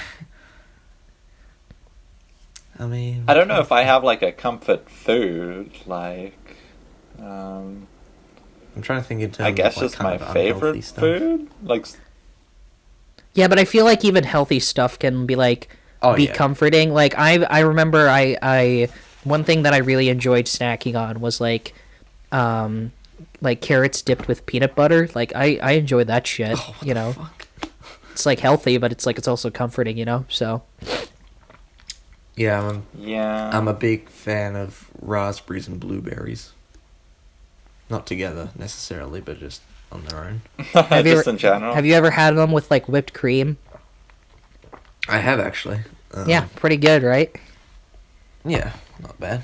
Yeah, I mean, obviously it would. It's fucking whipped cream and berries. So yeah, but still. I hated cream for a long time. Hated what? Sorry.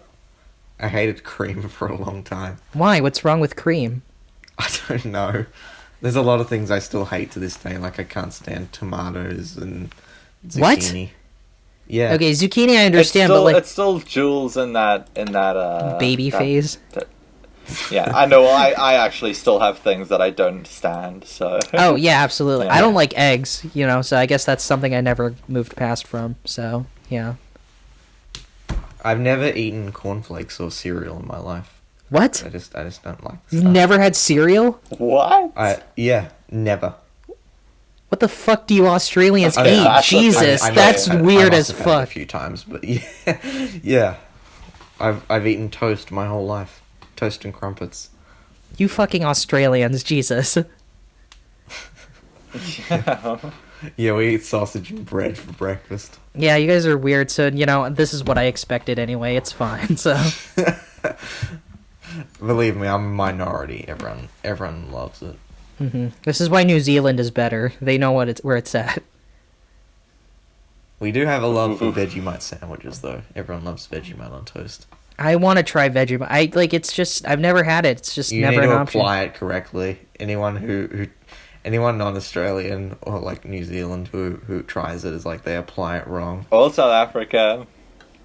Oh, yeah. We South have Africa. Vegemite too. Well, It's I a saw that staple- it's a one, staple like- food here South too. Africans know how it is. Well, I saw Yeah, that we one know how it is. interview that Hugh Jackman gave with like Jimmy Kimmel or Jimmy Fallon, whichever one it was, where it's Jimmy. like the proper spread of like Vegemite. It's like just enough, and then you have to add like butter on it or something like that, and it's like Yeah, no, you Just can't have that enough. shit plain. Yeah. Yeah. Oh, then what's And the people are point? always like, it tastes disgusting. But No, no. but it could, the point is that If it doesn't taste you need good- the butter to balance it out, or else you will die of like. If it's not even good, then tar like in your lungs. then what's the point? Why do you guys even have it? Like I don't understand this at all. Because it's like a spread that you put on like bread and stuff. Then but, just like, put you peanut need butter to or put the Nutella butter or on. some shit, you know? Like this doesn't make any sense to me. It's like if something Because doesn't it's like taste a- good, it's- then like what's the point? I just don't understand. It's like not a sweet option, you know. It's like a savory thing to put on your bread and stuff. I don't know, can't you Like- just put like ham and cheese on it or something or bacon? I don't know.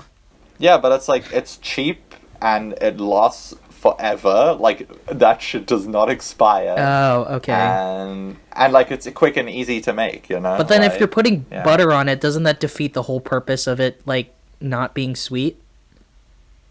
Not really, because butter's not sweet. Oh, I guess that's not that's the wrong compare. It's fatty more than sweet. Yeah, I don't know. Yeah. I'm not a fucking chef. I don't know any of these fucking terminology and shit. So Yeah. Yeah. All I don't right. know. yeah, Probably comfort just- food is fucking yeah, whatever well- you make it out to be. Everything is comfort food for me. So Yeah, take a nice lolly every now and then. Yeah. you That like means candy. you I like don't really that means know what candy. to classify That means as comfort candy. food. you like young anime girls that are actually old in secret. Yeah. No, I do not.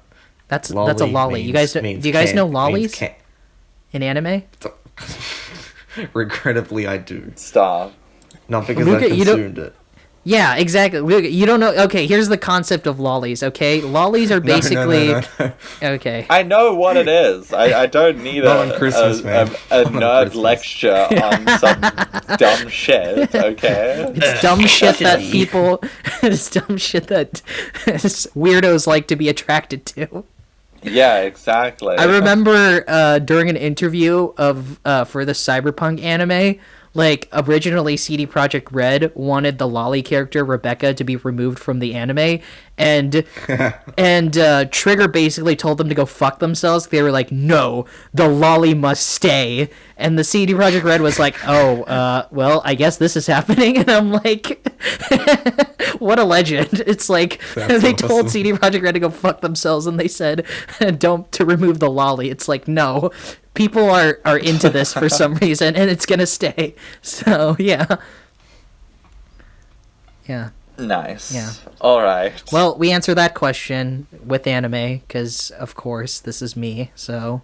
You'll always try to relate it to anime, won't you, Timmy? Yeah, so... Because that's just my thing. It's like, half of my movies are just anime recommendations, and the other half is just, I guess, whatever the fuck I feel like. I don't know, so... Yeah, it's true. Mm-hmm. So, yeah, good question. Yeah, thanks for the questions, guys. And yeah, it's Luka's turn. So, what the hell are we gonna watch next time? Yeah, well, okay, so the current timeline is hopefully the Bones Alone episode gets released in December at some point. Mm-hmm. So I'm going to recommend a kind of Christmas movie, but it's also kind of a New Year's movie. It stretches upon just the winter season in general. And it's an underrated film from a few years ago called The Climb. Oh. And yeah, it's just a very fun buddy comedy, I guess. And yeah, that's what I'm going to be recommending. The movie with the bikers, The right? Climb. Yes, well, they're not rally bikers, but yes. The cyclists, whatever. I guess, actually, yes, they are bikers. Well, one of them's a They're biker. cyclists. Yeah, I missed this in 2019. This was one of the few 2019 films that I didn't get to see that I just missed out on. Yeah, so... Well, yeah, it is, like, one of the best, like, indie films from the year. And, yeah, everyone should watch it. Awesome. Yeah, let's do it. Yeah. Michael... Yeah, The Climb. Yeah, this is the only thing he's directed. Okay, cool. Yeah, let's do it. I'm excited. Yeah. So if you don't want to be spoiled for The Climb 2019, directed by Michael Angelo Covino, watch it because we're gonna spoil it, obviously. And this will be infinitely better than Fuck, what was it called? Bone Alone? Yeah, it will be infinitely better than You're that. wrong. So I can already tell this is going to be mid as hell. Bone Alone was one. yeah. Wow, Okay, cool. all right, whatever. And yeah, we're You'll gonna have see when you come out and you love it. Damn, okay. And we're gonna have a guest next episode. Oh yeah. Luka's well, boy okay. It's not certain yet. Okay. But well, there might be a chance, and if there is a chance, then it's gonna be Luka's boyf. So yeah. Yes, Jasper might be coming along, but we'll just have to see what happens. But yes, So, we should also mention that taking a bit of a break. This episode will be released sometime in January, but we don't know when because we've been grinding through Christmas, so you know we're gonna take a bit of a break. And we're exhausted. yeah, Yeah. work is making me a sad boy. So Yeah. yeah. But thank you projects I need to for focus on. supporting us for the latter half of this year, and we'll see This has you been a great when- experience. Yeah. when the climb episode is released. Thank So you. yeah. Wait, will Thank this you. be a whole year of far off, or when was our first episode? Whoa, I literally no, don't no, our remember. Our first first episode episode was was in like- July. Okay, we've so been it's doing still a it couple around months 6 before months. a whole year comes around. Yeah, so We've Yeah. been doing it for about 6 months, though, right? yeah, which is crazy. I figured there'd be like some scandal or fucking conspiracy that like causes us to leave at some point, but whatever. Not yet, I guess. So Feels like Yeah. it's only The been, closest like- thing that will cause us to Oh, no, it leave was is 4 you months sleeping ago. in. yeah, most likely, yeah. Every now and then I'm just gonna forget we're recording, and I'll just be like, Yeah. oh, whoops, I guess Yeah. that's happened. Just to shame a little. We were meant to record this 2 days ago, but Timmy forgot that it was meant to happen. So me and Luka just kind of ended up dicking around for a few hours. To be fair- Yeah, we were just in the call with Jasper. Like, Jasper was supposed to be on this episode, but, Yeah.